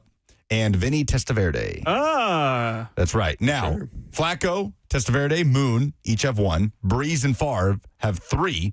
340-plus games after 40. Brady has 25. A fun fact for you, we talked about quarterbacks who have beaten every team in the union. Joe Flacco needs to beat 2 teams, one being the Baltimore Ravens, which he'll have an opportunity to do as the quarterback for the Bengals. The other team, Seattle Seahawks. Joe Flacco never Really? beat the Seahawks. That's kind of crazy. I need to check the Bengals' schedule to see if actually they won't. The AFC North plays the NFC North this year. So Flacco will not get an opportunity to beat the Seahawks unless it's in a Bengals Super Bowl. That's kind of crazy. Stop.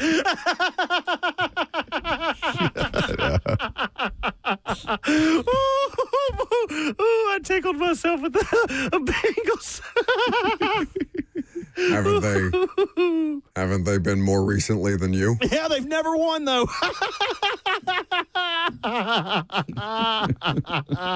Losers. Glad the Rams won that one. 615-737-1045. You want me to take this call now, or are we assuming this is somebody early for Friday Fire? Somebody actually listened to me.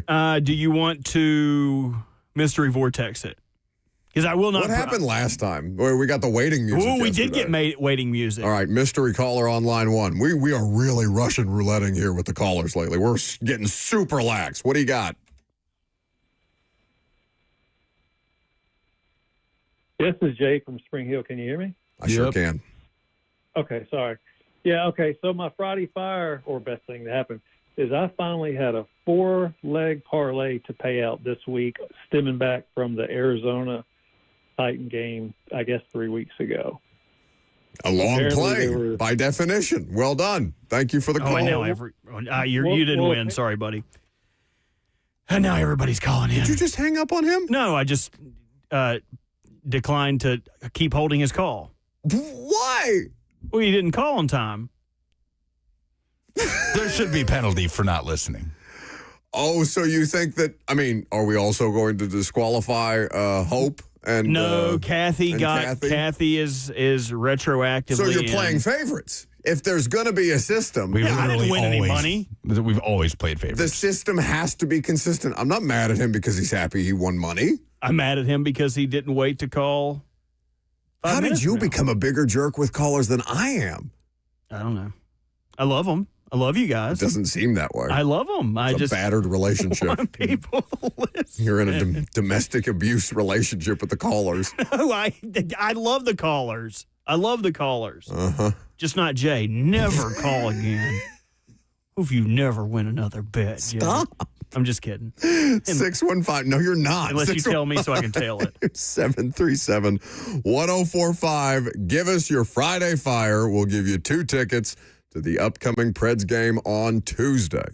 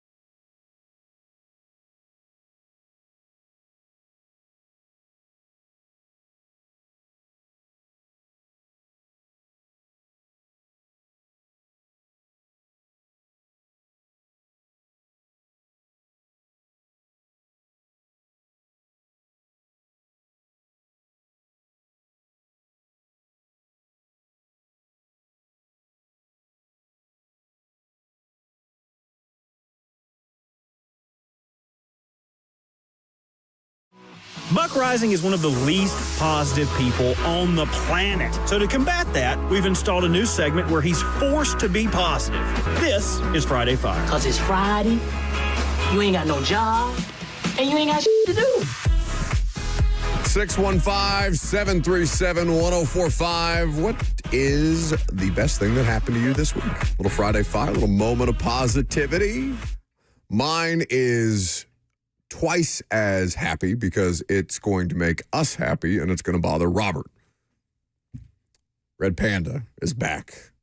She has returned triumphant, resplendent from her wrist surgery after falling during the WNBA Commissioner's Cup Championship. She's back. She was at the Amazon Studios after the Chargers beat the Vikings on Thursday Night Football. She's showing off. She's strutting her stuff. Eat it. Robert, the legend, the Hall of Famer, Red Panda returns. She gonna fall. She gonna fall again. If this was a tweet, I would quote tweet it and put that picture of Aaron Rodgers running out of that tunnel with the American flag. Enjoy it. Enjoy it. Those bones are as brittle as those plates she spins. There's no way she's going to be able to stay up on that unicycle forever. Well, I hope you spent your time off learning a new craft, lady. Hope you learned how to underwater knit or something.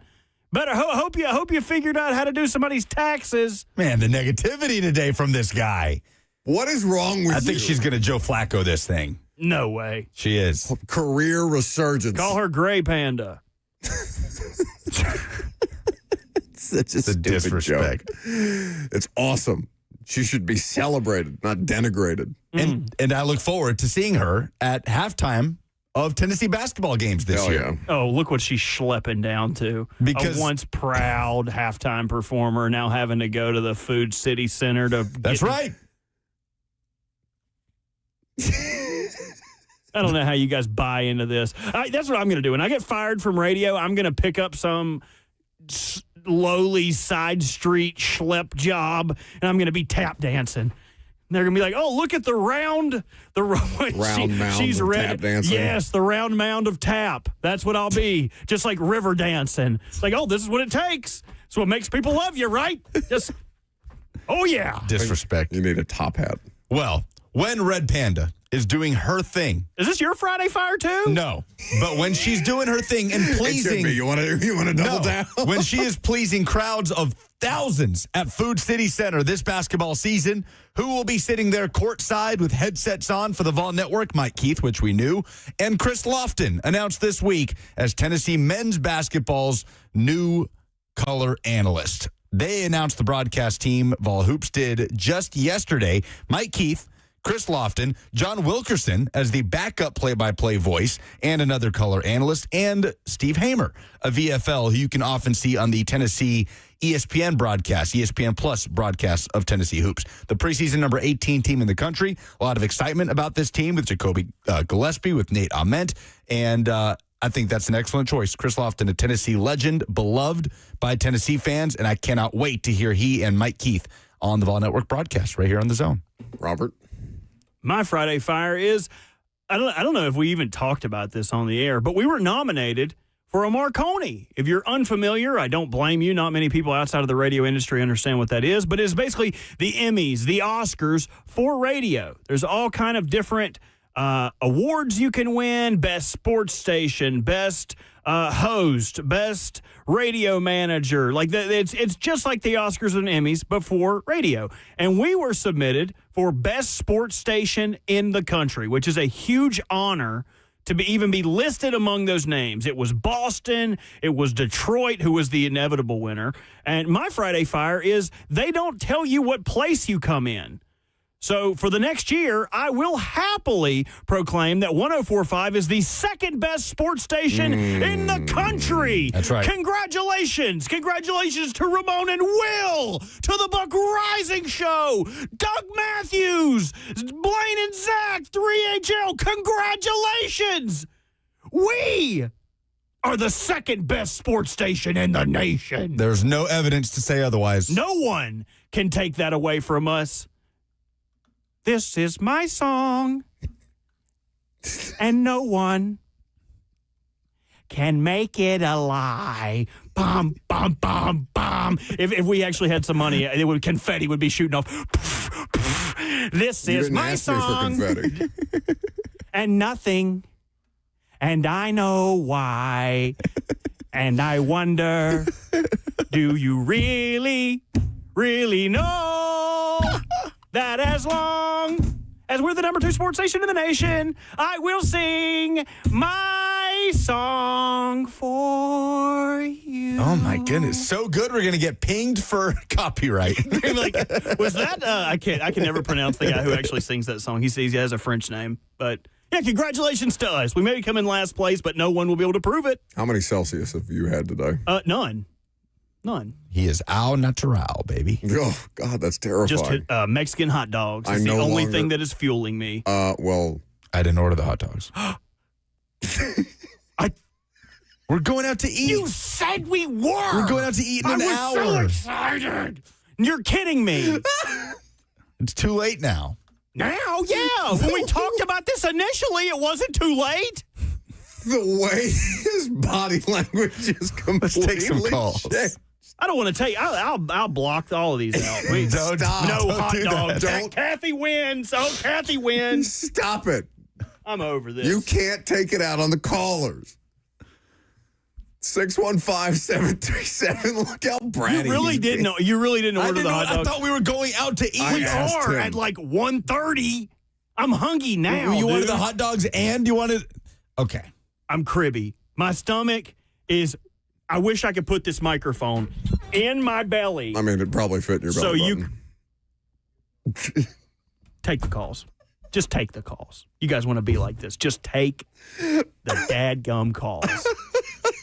615. Zach and Lebanon. Hey, my Friday fire is that as of 12:30 a.m. Sunday morning, I am engaged. Exciting. Hey, 12:30 congratulations. a.m. Congratulations on the end of your life. Stop. What is wrong with you? Thank you for the call, Zach. We're very happy for you. What did you have for breakfast today? It. Nothing. Okay, that's what it is. Didn't have anything. I didn't eat either. I'm not lashing out at callers. Yeah, your body runs off of like 14 calories a day. My body is a temple, and I need upwards of 3,000. 3,000. What are you, Michael Phelps? My body is an engine. I eat for fuel. Zach and Franklin is next. Happy Friday, my guys. Happy Friday. Is it? Mine is my Happy Friday or Friday fire is my best friend. He's getting married Sunday. I'll be the best man. First time for me doing so. Today is my last day in the 20s. I'll be 30 tomorrow. Oh, happy birthday! Thank you. And then also I was talking to my mama yesterday, and she was mentioning she's never been to a Preds game, and let's see if y'all guys can make it happen for me. Probably not. No, it's a good submission. Okay, for the call. He knows how to play the game. What, to pander? Yeah. What is... You cannot be enjoying that. People can see you, and Brett Kern is laughing maniacally. I'm on a good one. He wants no part of this. Tim is in Nashville next.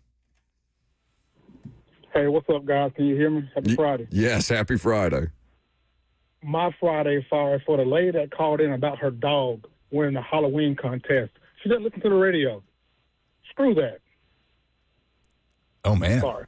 Oh, he said sorry. All right. Tim wins. He said too strong. Tim went. You didn't have to take Kathy's information. Nobody made you do that. You did. You promised her I would. Because you set me up. You tried to agitate me, and then you put an elderly woman on the phone who wanted to tell me about her dog winning a Halloween costume. You set me up. Chris in Gordonsville. What do you got, Chris? Hello. Hey, guys. Y'all hear me? Yes. Hey, I'm going to the Friday Fire is Girlsville High School girls volleyball playing for a state title today at 1 o'clock.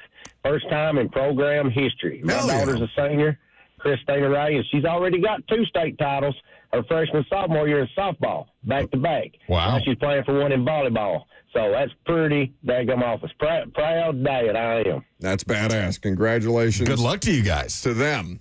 I pick Chris. I like that. Yeah, building up a little family dynasty. Yeah, that's awesome. What are you sulking about? I'm not saying anything. Give him the tickets. Okay, Chris, you win. Well, you have to give him the tickets. Might be the only thing he wins this weekend. Stop it.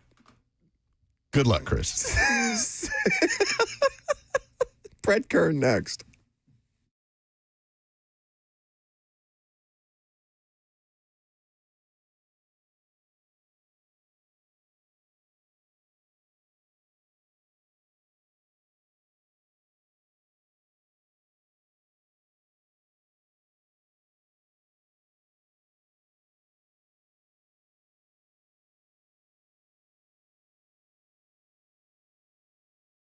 Financial independence is something that we all should strive to achieve, and Trajan Wealth is here to help you do exactly that. Because unlike the changing leaves of fall, your money does not grow on trees. That's why you give Trajan Wealth a call today to ensure you're making the right financial moves for your future. They're there to help you through the process of retirement planning or wealth management strategies or tactical investments.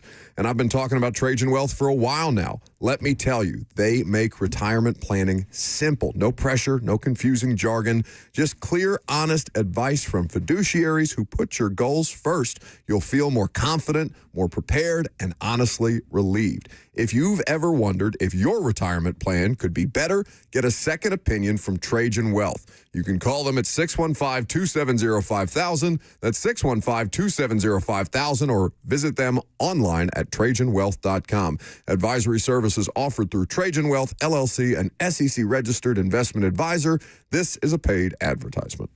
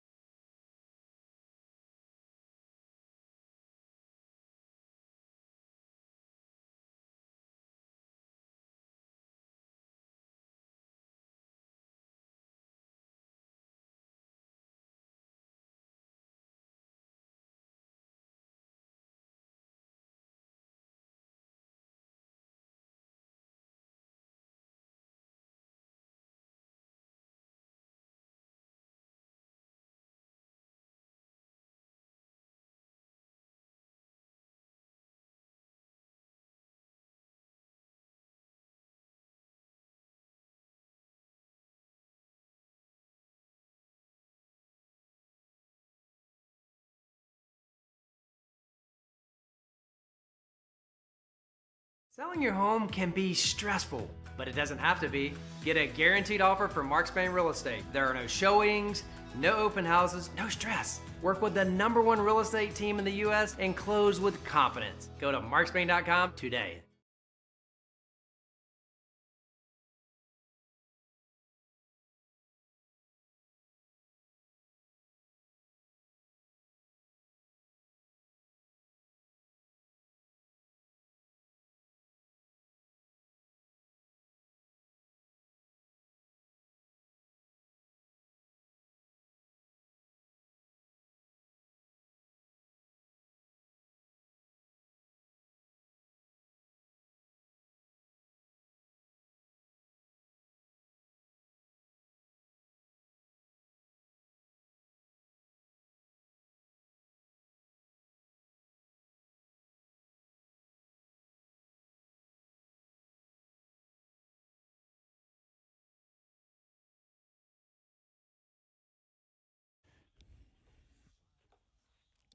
.12:02, good afternoon from the 104.5 The Zone Studios. I'm Lucas Panzica. The Titans head up to Indy to face the red-hot Colts on Sunday at 6-1. Indy with the best record in the AFC. Titans edge rusher Arden Key returned to practice Thursday, but Jeffrey Simmons and Calvin Ridley did not practice again. Interim coach Mike McCoy will update injuries coming up in a few minutes. The Titans did sign wide receiver Mason Kinsey to the active roster today from the practice squad. The Lee Company countdown to kickoff starts at noon. Titans countdown starts at 2:30. Kickoff between Titans and Colts is at 3:25 Sunday with Taylor Zarzer and Coach Dave McGinnis on Titans Radio. The Tennessee Vols head up to Lexington to take on Kentucky, looking to bounce back from the loss to Alabama. Kickoff at 6:45. Linebacker Arion Carter was listed as questionable for this game. Jermod McCoy, the cornerback, once again listed as out. You can hear the Vol Network call right here in the Zone with Mike Keith and Ramon Foster. And a big game day on West End. College game day in the house as Vandy hosts Mizzou for a top 15 matchup. 2:30 is the kickoff. Nashville Soccer Club opens their MLS Cup playoff campaign tonight, going to Inter Miami to face Lionel Messi and company again. Game 1 in a best-of-3 series is tonight at 7. Pre-game coverage right here on the Zone begins at 6:30. For all your foundation repairs and waterproofing needs, visit USSTN.com. Breaking news at once on your home for the Titans and Vols. This is 104.5 The Zone.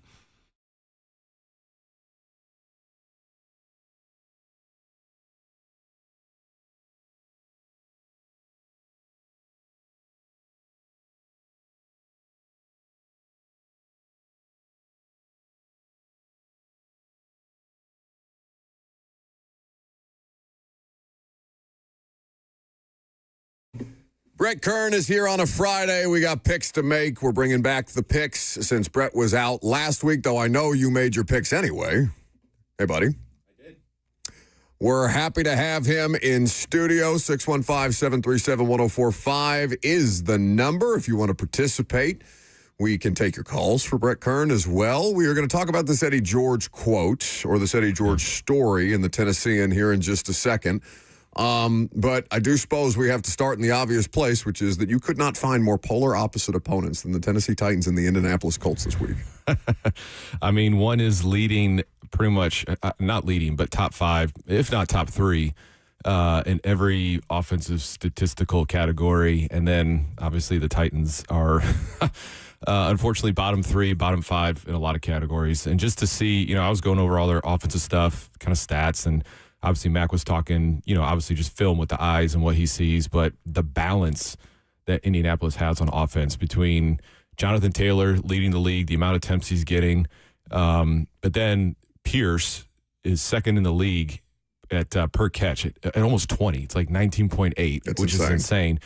But then he's averaging 63 a game. Warren's averaging 62. Pittman's averaging 50. So your 3 receivers are all like the balance and how they're able to distribute the ball.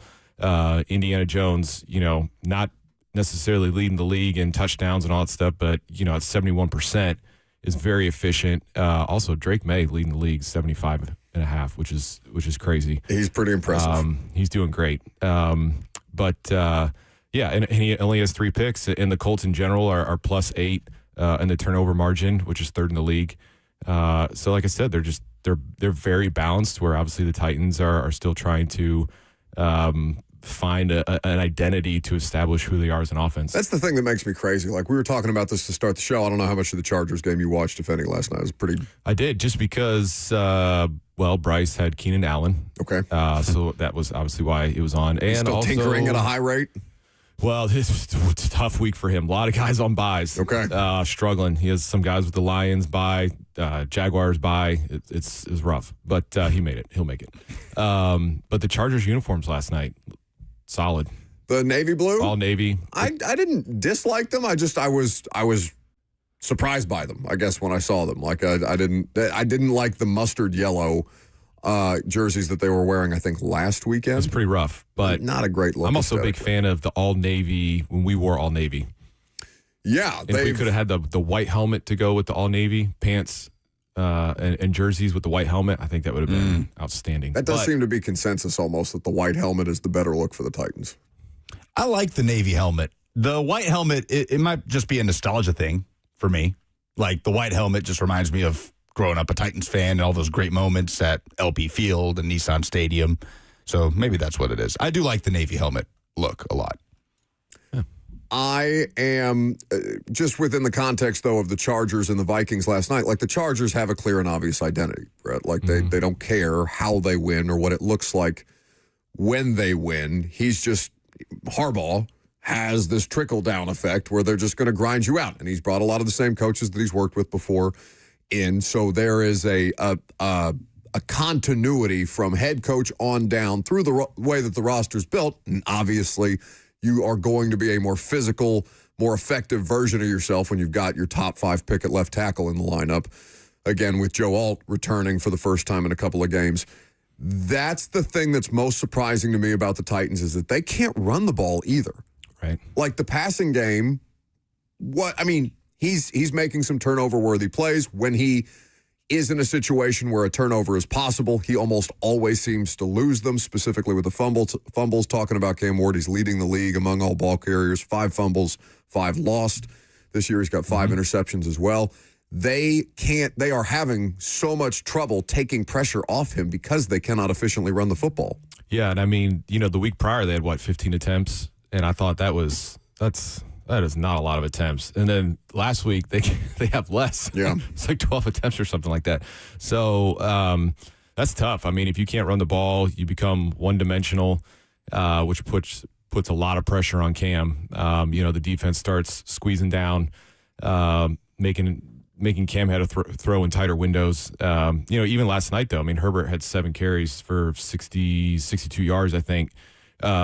And you could tell, like, he drops back. It's kind of like with Drake May, right? You drop back, your first, second read right there. He sees a gap. Usually it was like A gap or B gap, and he's gone. He had a long of 18, and you could tell that just takes a lot of pressure off of him, whether it's passing or even just the run game in general, that you now have to take care of an added threat, right? Vidal, last night, 23 carries for 117. They rushed for 207 yards last night. Minnesota had 34. Right. So obviously, it's kind of like back in the Vrabel days, we'd outrush teams, 250, 260, 200, to 50, 60 yards. And it was, Tannehill would have one of those, 18 for 22, 18 for 23 for $195, and extremely efficient, high passer rating. And that's how we lived, and that's how we won games. And if you can't run the ball, life is going to be pretty tough as an offense, and especially hard on Cam. Especially this time of year where it feels like, and I know that I don't know what it was under Malarkey or previous coaches, but I know that Vrabel and that staff favored the racehorse analogy, talking about getting into the later months and playing your best ball and all the significance of that. I'm sure, every coach has some version of that. Right. But talk about the mindset that a team takes on that starts when the season begins and you're ironing out the kinks versus when you start to get into late October and standings start to become way more real. Yeah, if it's as long as you're playing, you're kind of figuring out your kinks in the first month for sure, maybe even the second month. But by now, your identity should be established 100%. Like who you are, what you're good at. There's enough film on tape. You still might have some little things in your back pocket, but who you are, like we know who the Colts are, right? some of the better teams, you know who they are. Kansas City, now that they got all their pieces back, which should be an interesting game here in a couple weeks. I think the Colts are at the Chiefs, which should be a good game. But yeah, and obviously some coaches, they look at the racehorse approach. Others, you take it like month by month, right? If you win each month that you play, right, you're going to be a playoff football team. So, each coach did it differently. But by this point, like I said, I mean, you should know who you are. The Ravens are 1-6, right? And we all thought they were going to be a playoff team. Nope. Roberts, he's not. You're there, okay. is he? You're okay. He's already mad because Lucas didn't order hot dogs There for he is. lunch. Oh, sorry about that. But only one team. Well, is they're made- 1-5, right? 1-5. No, 1-6. They had the bye. They just had their bye. Well, yeah, no, somebody don't be burying us before it's time to bury us. Whatever. But it's going to be okay, buddy. We're going to eat lunch after this. I don't know if I want to. I'm sorry. Your point. No, I was just saying, you get to a point in the season where, statistically, history is against you, right? Obviously, your odds of making the playoffs, get slimmer and slimmer as you go. So, if you can be a 500 football team and you're winning football games, you got a great chance. If like Minnesota last night, 3-4, and they still have, I think they have the Lions next week. All of a sudden, you lose that one, you're 3-5, and the season can slip away from you pretty quickly. So, it's just hopefully you can be playing your best football come end of November, definitely in December and in January. And I feel like that 2019 year, obviously we made a quarterback change almost halfway through the season, but we were playing some really, really good football.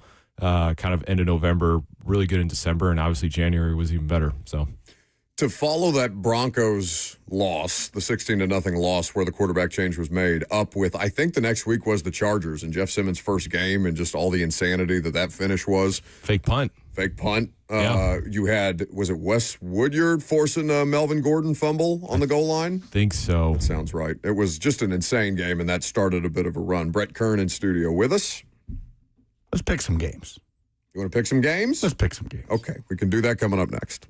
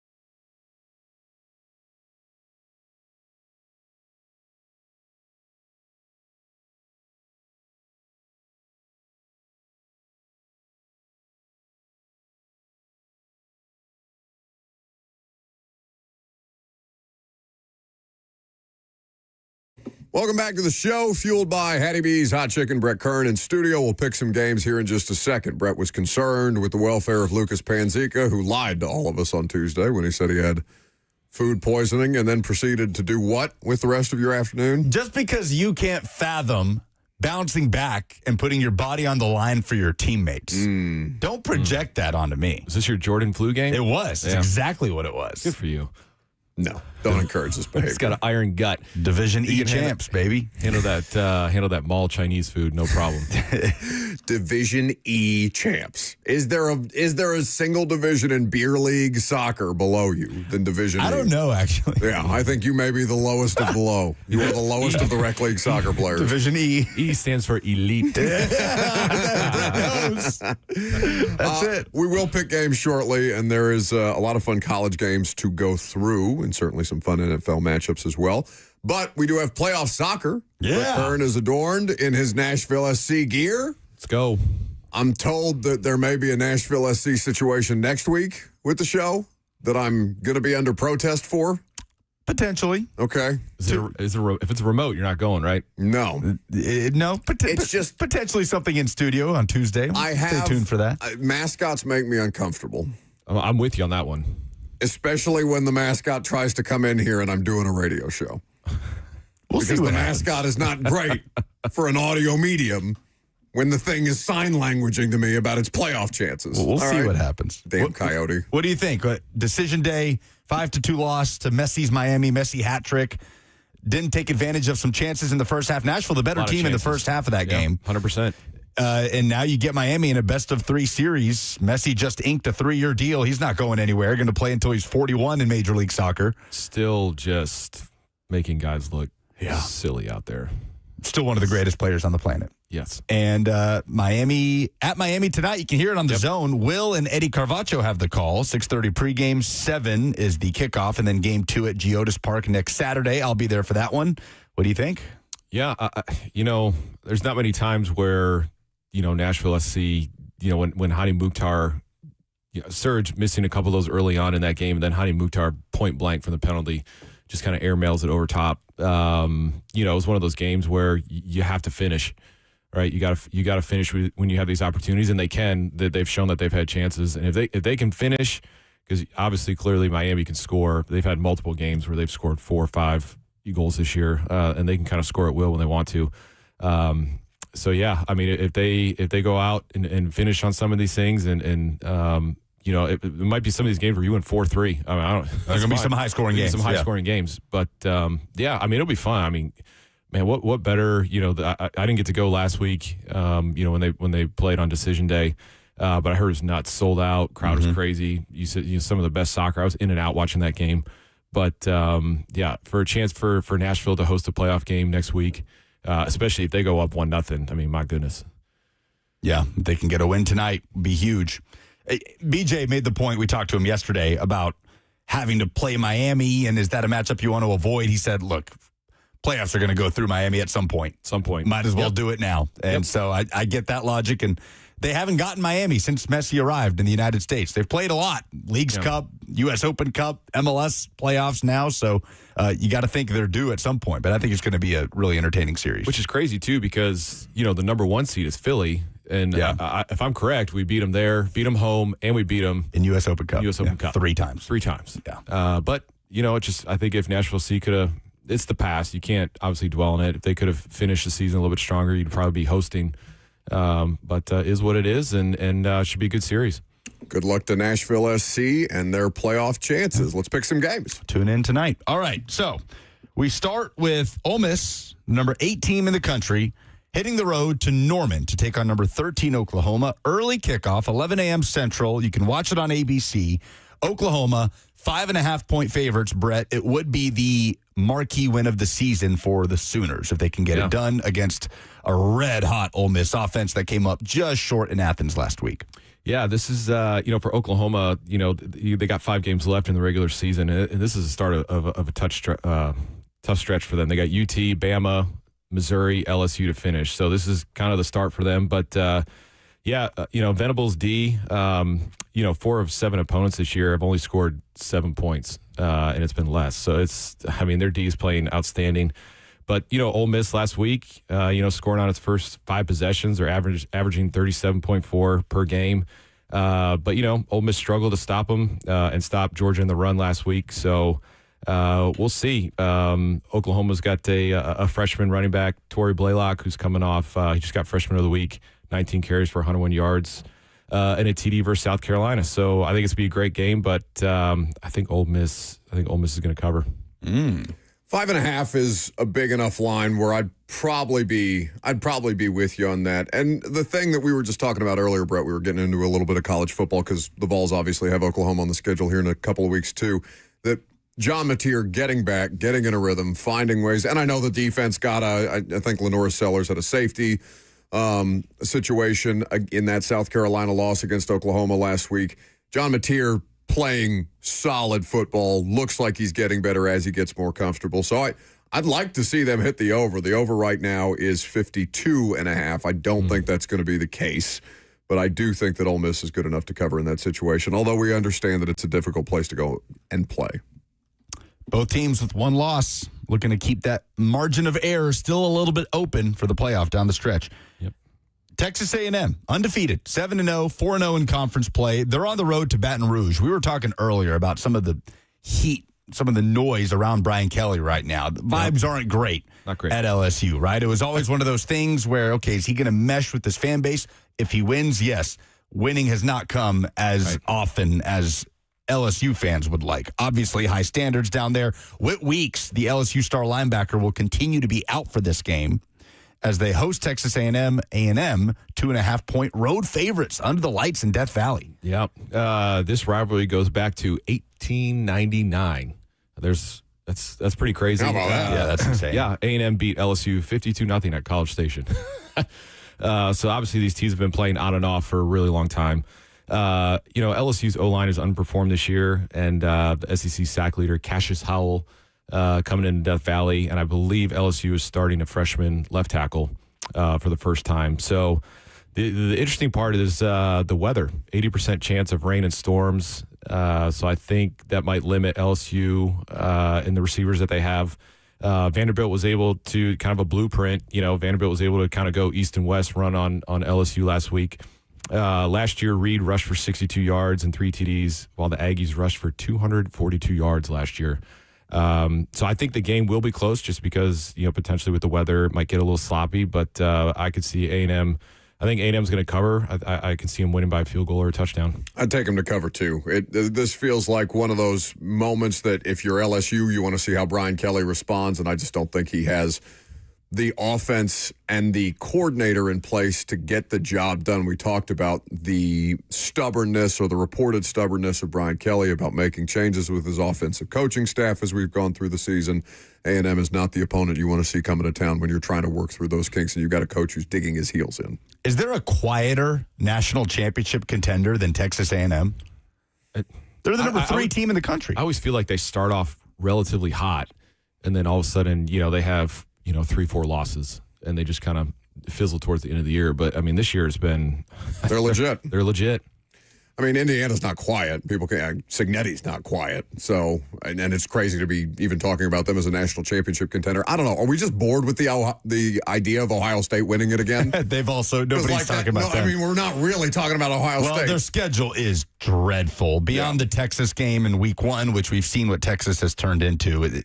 Ohio State doesn't. They played Illinois. Now you got they got Penn State coming up. They got Penn State, and that's lost its juice. So it's not totally their fault that Penn State is what they are, but they don't really have a marquee game left on their schedule other than the Michigan game, just because it's Michigan. Which they do host Nico and UCLA, so I don't know if that's going to be interesting. But LSU only one loss at night at home in the Brian Kelly era, so we'll see if that trend breaks in favor of A&M looking to stay undefeated. It breaks. Tennessee on the road, going to Kentucky, place where the Vols have had a lot of success. Tennessee, we mentioned earlier, has lost 3 times to Kentucky since 1984. And only, 2 of those 3 were in Lexington. But the Vols have had a ton of success over there at that grocery store. 8.5-point favorites, Tennessee at Kentucky. The grocery store. Mighty Kroger Field. I was there earlier at Publix Field. That's right. Good vibes. There's a fighting words in Lexington. But respect our grocery store, even though Publix would be the nicer option, respectfully to Kroger. Yeah. Costco Field. UT second in the country with 44.1 points per game, tie with Oregon, and they're fifth in total offense at 511 yards per game. But, I mean, as we all know, UT's kind of put themselves in a position with the loss to Georgia, Bama, where they're in the playoffs, right? And so, obviously, they have some games left. Oklahoma at home, Vandy at home. They still got some big ones, but they got to take care of business. I think they do. I could see them winning by 10, 14. I think this game has potential to not even be close. So 8.5, Tennessee, I got them covering. Probably take them to cover 2. Was that the most underwhelming performance that Aguilar has had last week, just because of at Alabama, decisions made? And, I understand that the play call on the goal line is not his decision. No, it's the first time all year he's really put the ball in harm's way. Right, like and I understand that there were some reviews that didn't go Tennessee's way, and it was a snowball effect. Like, all of these things are applicable, but on the scale of how pleasant a surprise Joey Aguilar has been, that was a game where you wanted him to show up bigger, and he just didn't quite meet the moment. So I would like for him to step on Kentucky like an ant in this game and not have the Arch Manning moment and not win 16-13, but go out there, put up points. I'd love to see the starters pulled at the start of the fourth quarter if possible. Like, go out there and handle business against a clearly inferior opponent, Tennessee, to cover. Agreed. 6:45 kickoff. You can hear it here on the Vol Network, 104.5 The Zone. Mike Keith and Ramon Foster. By the way, Ramon. Lovely. Just you doing a good job? He's just crushing those games. I mean, just made for it. I bet the two of them are having so much fun. Yes. The whole crew is having a great time. Vibes are good. It was great to catch up with Philip Noel. You missed him because you were late. No, I saw him and he said, "Oh, you're here and on in 3 minutes." I said, "Yeah, plenty of time." Vanderbilt at home. College game day on Wyatt Lawn. We've got Dirks Bentley. We've got Kenny Chesney performing. Will Chesney pander to Vandy fans, or will he wear orange, or will he do neither? Nate Bargatze, by the way, I called it, the guest picker, the comedian on College game day. Very happy for you. It's a weird thing. Rodrigo did the guest kicking Georgia. What do you think about Ryan Suckup maybe doing a little? I would love that. Now, did you see what the Vandy football kicker is doing? I did not. He's helping people practice, like he's holding tryouts. I think it's a tryout, yeah. For the opportunity to make the field goal to win the money from Pat McAfee. What is it, 300? Or I can't remember how much money it is. I don't know. I feel like they crank it up every...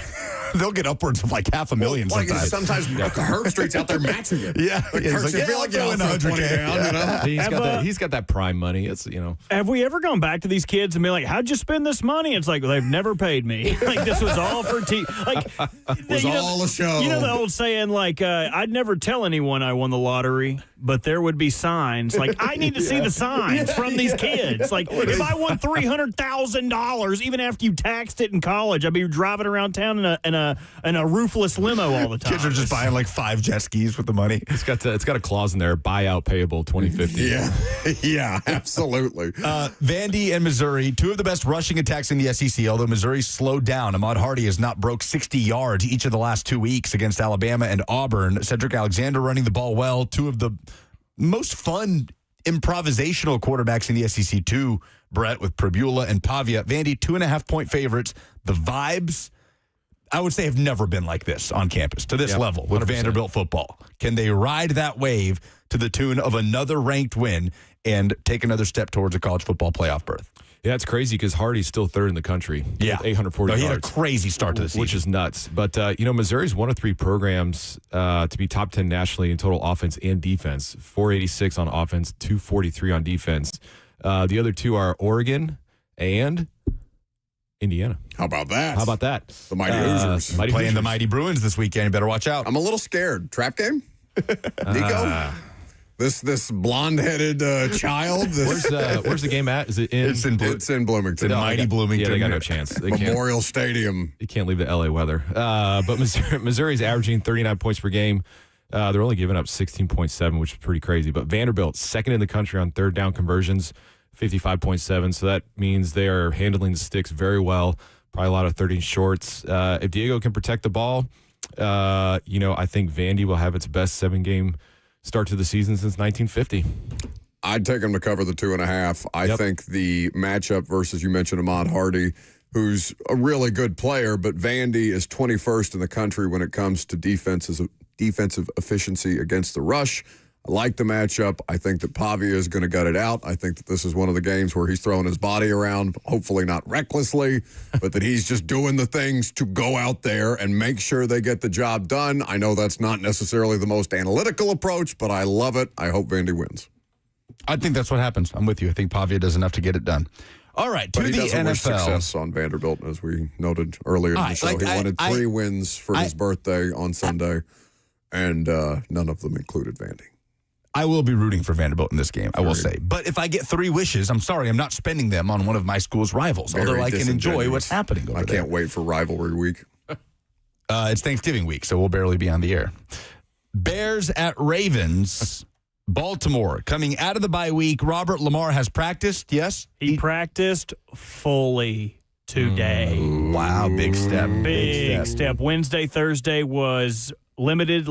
Today was full. Something to keep your eye on, a guy that practiced all week but today did not practice, was Ronnie Stanley. Generally, and Brett, you would know better than me, I don't think Fridays are generally veteran rest days. I feel like those happen during the middle of the week. Yes. So either a bug has been going around. Marlon missed because he was sick. DeAndre Hopkins missed because he was sick. Maybe it's a bug, but something to look for. If not, it will be Joseph Noteboom at left tackle. That's and not good. He is horrendous. I am not a fan of him at all. He's like Big Bird playing left tackle. Head back to Sesame Street, buddy, or I'm going to be Oscar the Grouch. Well, the Bears defense leads the league in takeaways, and this game is in Baltimore. Right. Ravens 6.5-point favorites. Did you look up John's record after a bye? No, please tell us. It is exceptional. I will find the actual figure for you. Okay. That's great. Derek only has 88 rushing attempts, which are his fewest through 6 games. Last time he had that was 2018 here. Yeah. Before he was Derek. The Ravens O-line ranks 26th in run block win rate. Yet the Bears defense is 23rd in the run stop. And they're giving up 137 rushing yards a game. So I think if there's a time for the King to get back on track, especially if Lamar's back. But I don't know. For some reason, I think the Bears, I think they're going to be able to cover that 6.5. Plus 6.5 feels safe. Their run game last week was awesome. And I think that they can play the style of game that the Ravens almost want to force them to play. The question is, are they going to be able to limit the Bears' possessions and take advantage with Lamar and Derek? Hopefully Lamar and Derek, if you're Robert, back out on the field and try and get things right. So 6.5 plus 6.5 for the Bears feels like the right move there. A little bit of new info coming out, too. The Ravens have benched Cooper Rush, who they went out and signed in the offseason to a 2-year deal for Pro Bowl quarterback Tyler Huntley. Snoop Huntley. Oh, Snoop, the new backup. Okay. Snoop is the backup.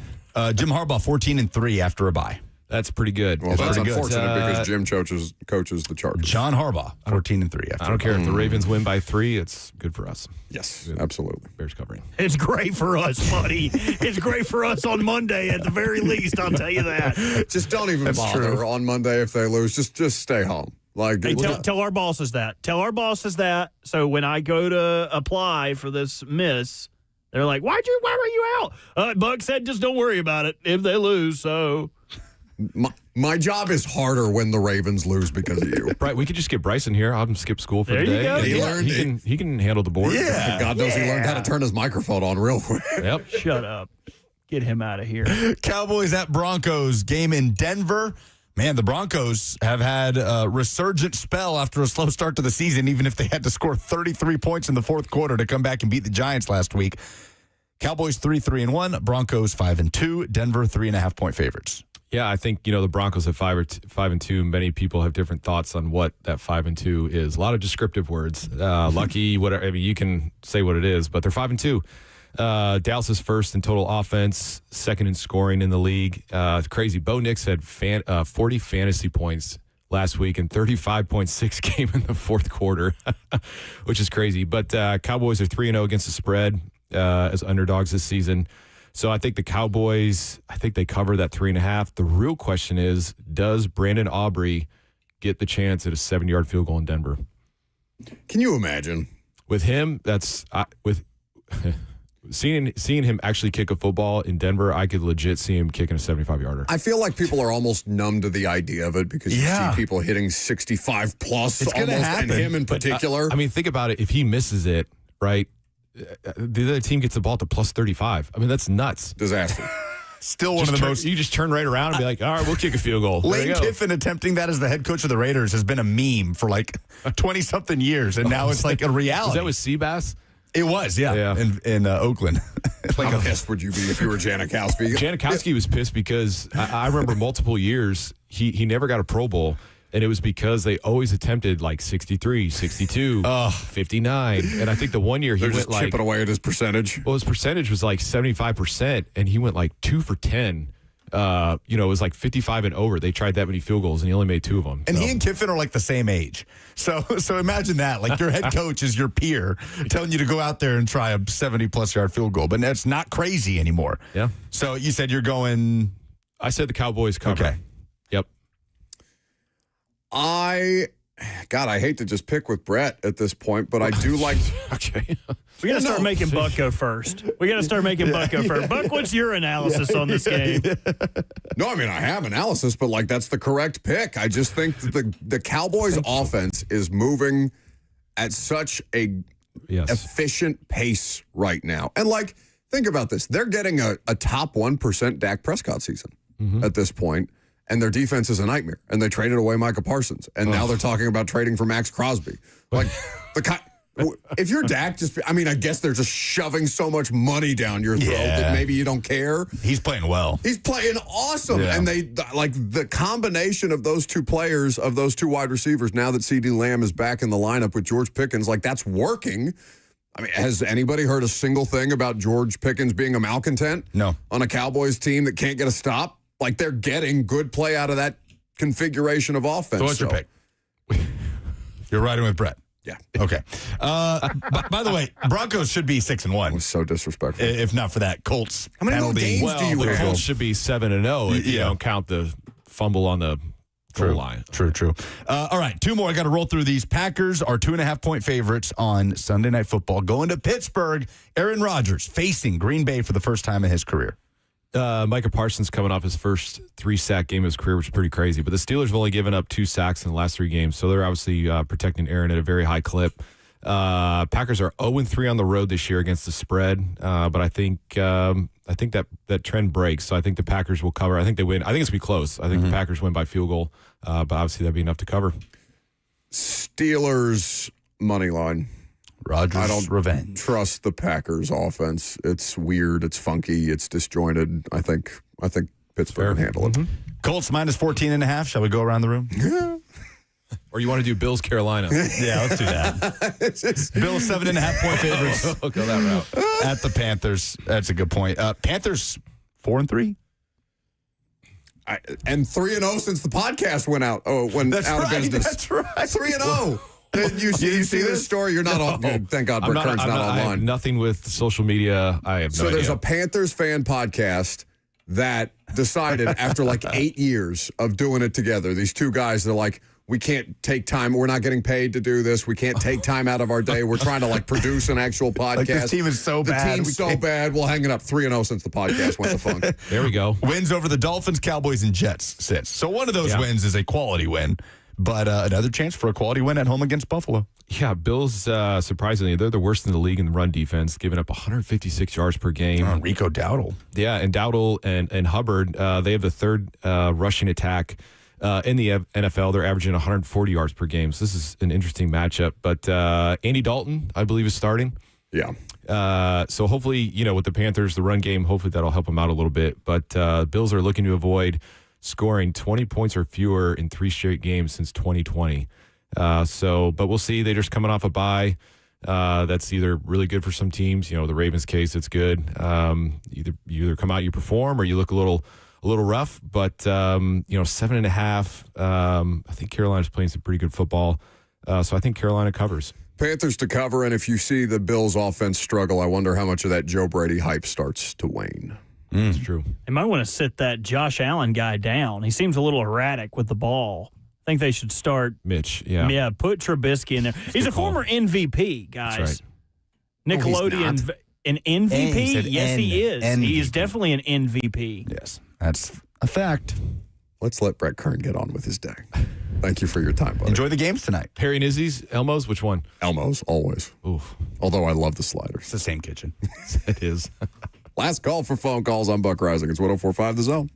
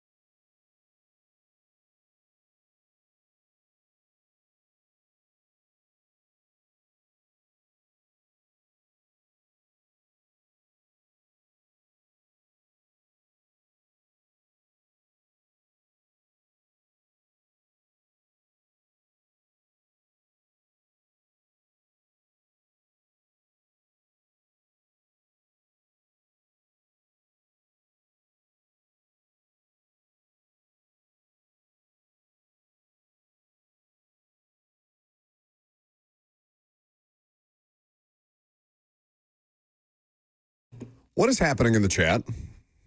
What are we being spammed? Have the Chinese hacked the F&M Bank chat? What's going on here?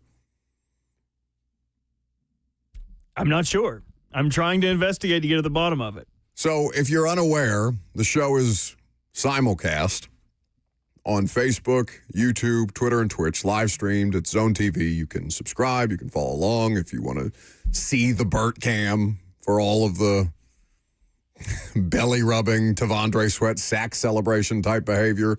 Oh, that wasn't his first, was it? No, he said he took it from a Texas teammate who I'm sure borrowed it from another big guy. Was that B.J. Raji?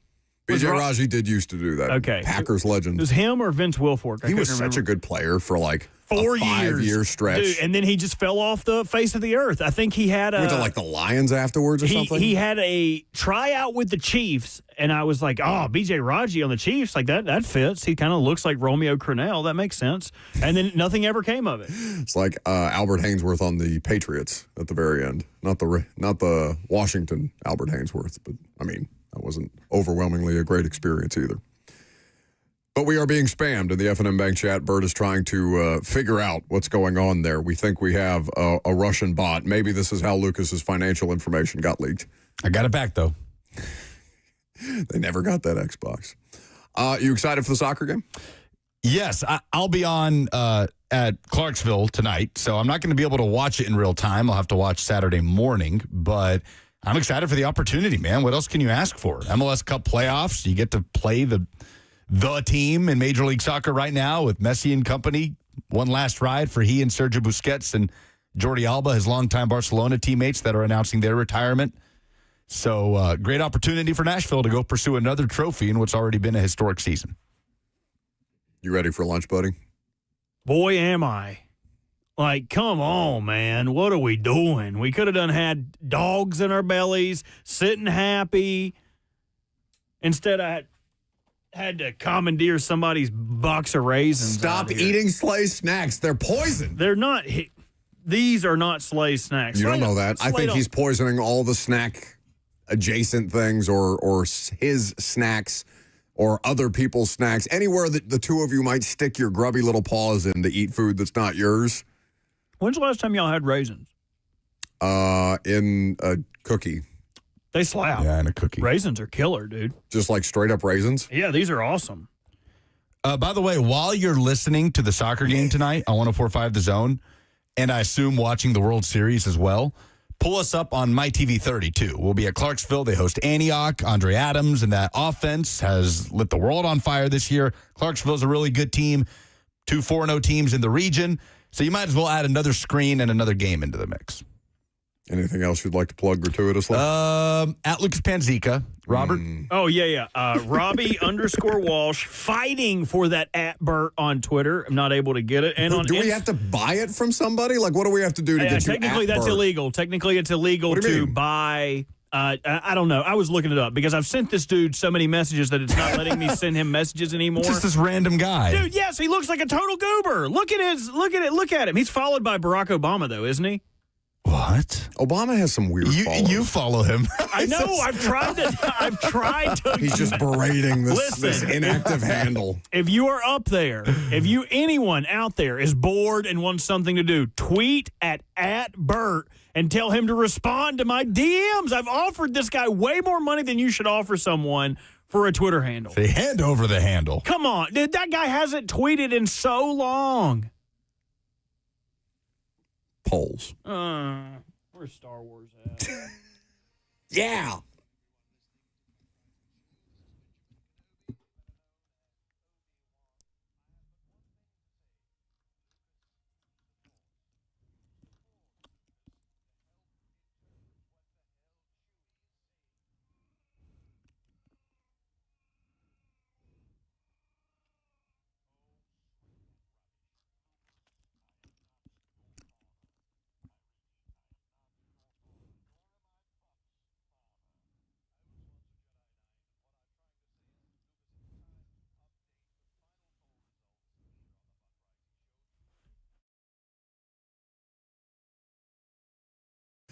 Quickly, before we do the polls, out for Sunday in Indianapolis, Calvin Ridley, Jeffrey Simmons, Blake Hance, Bryce Oliver. So Arden Key returns, Jeff Simmons will miss his first game of the year. Presented by Two Rivers Ford, the South's most trusted Ford dealer. What is your favorite kind of fish? B-Probe says Swedish. We're getting goldfish. Karen says rainbow trout. Smashvillian says Captain D's. Come on. Cole says red snapper or catfish. Captain D's is underrated. Everybody wants to poo all over Arby's and Captain D's, but then wants to parade honey-baked ham. How many people are y'all going to honey-baked ham? As many as it takes to get Laura Rutledge on regularly. I went with tilapia. I hope that sound was about the ham. It was about Captain D's. Swordfish. Oh, you like your mercury, huh? I like a swordfish steak.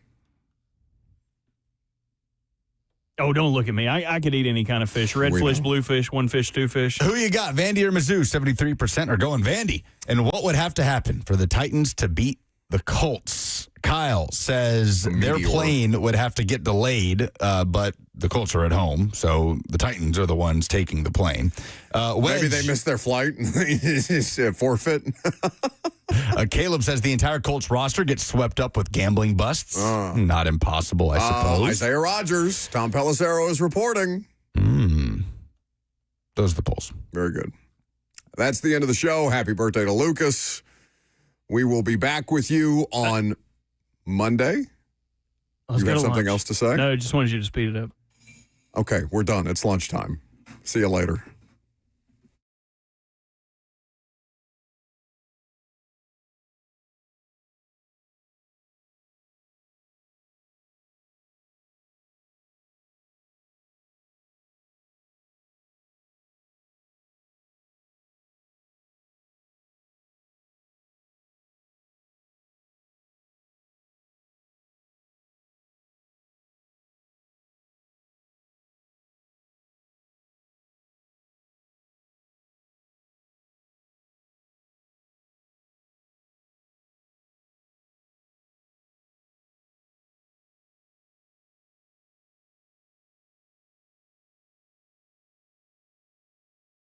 Erectile dysfunction can wreck your confidence. It can impact your relationship, your mental health, and even your sense of identity. But the good news is, since 2014, the Tennessee Men's Clinic has helped thousands of guys get back to feeling like themselves. These aren't cookie-cutter treatments. The Tennessee Men's Clinic is urology-based and staffed with multiple licensed providers who specialize in men's sexual health. They use proven treatments tailored to your specific situation.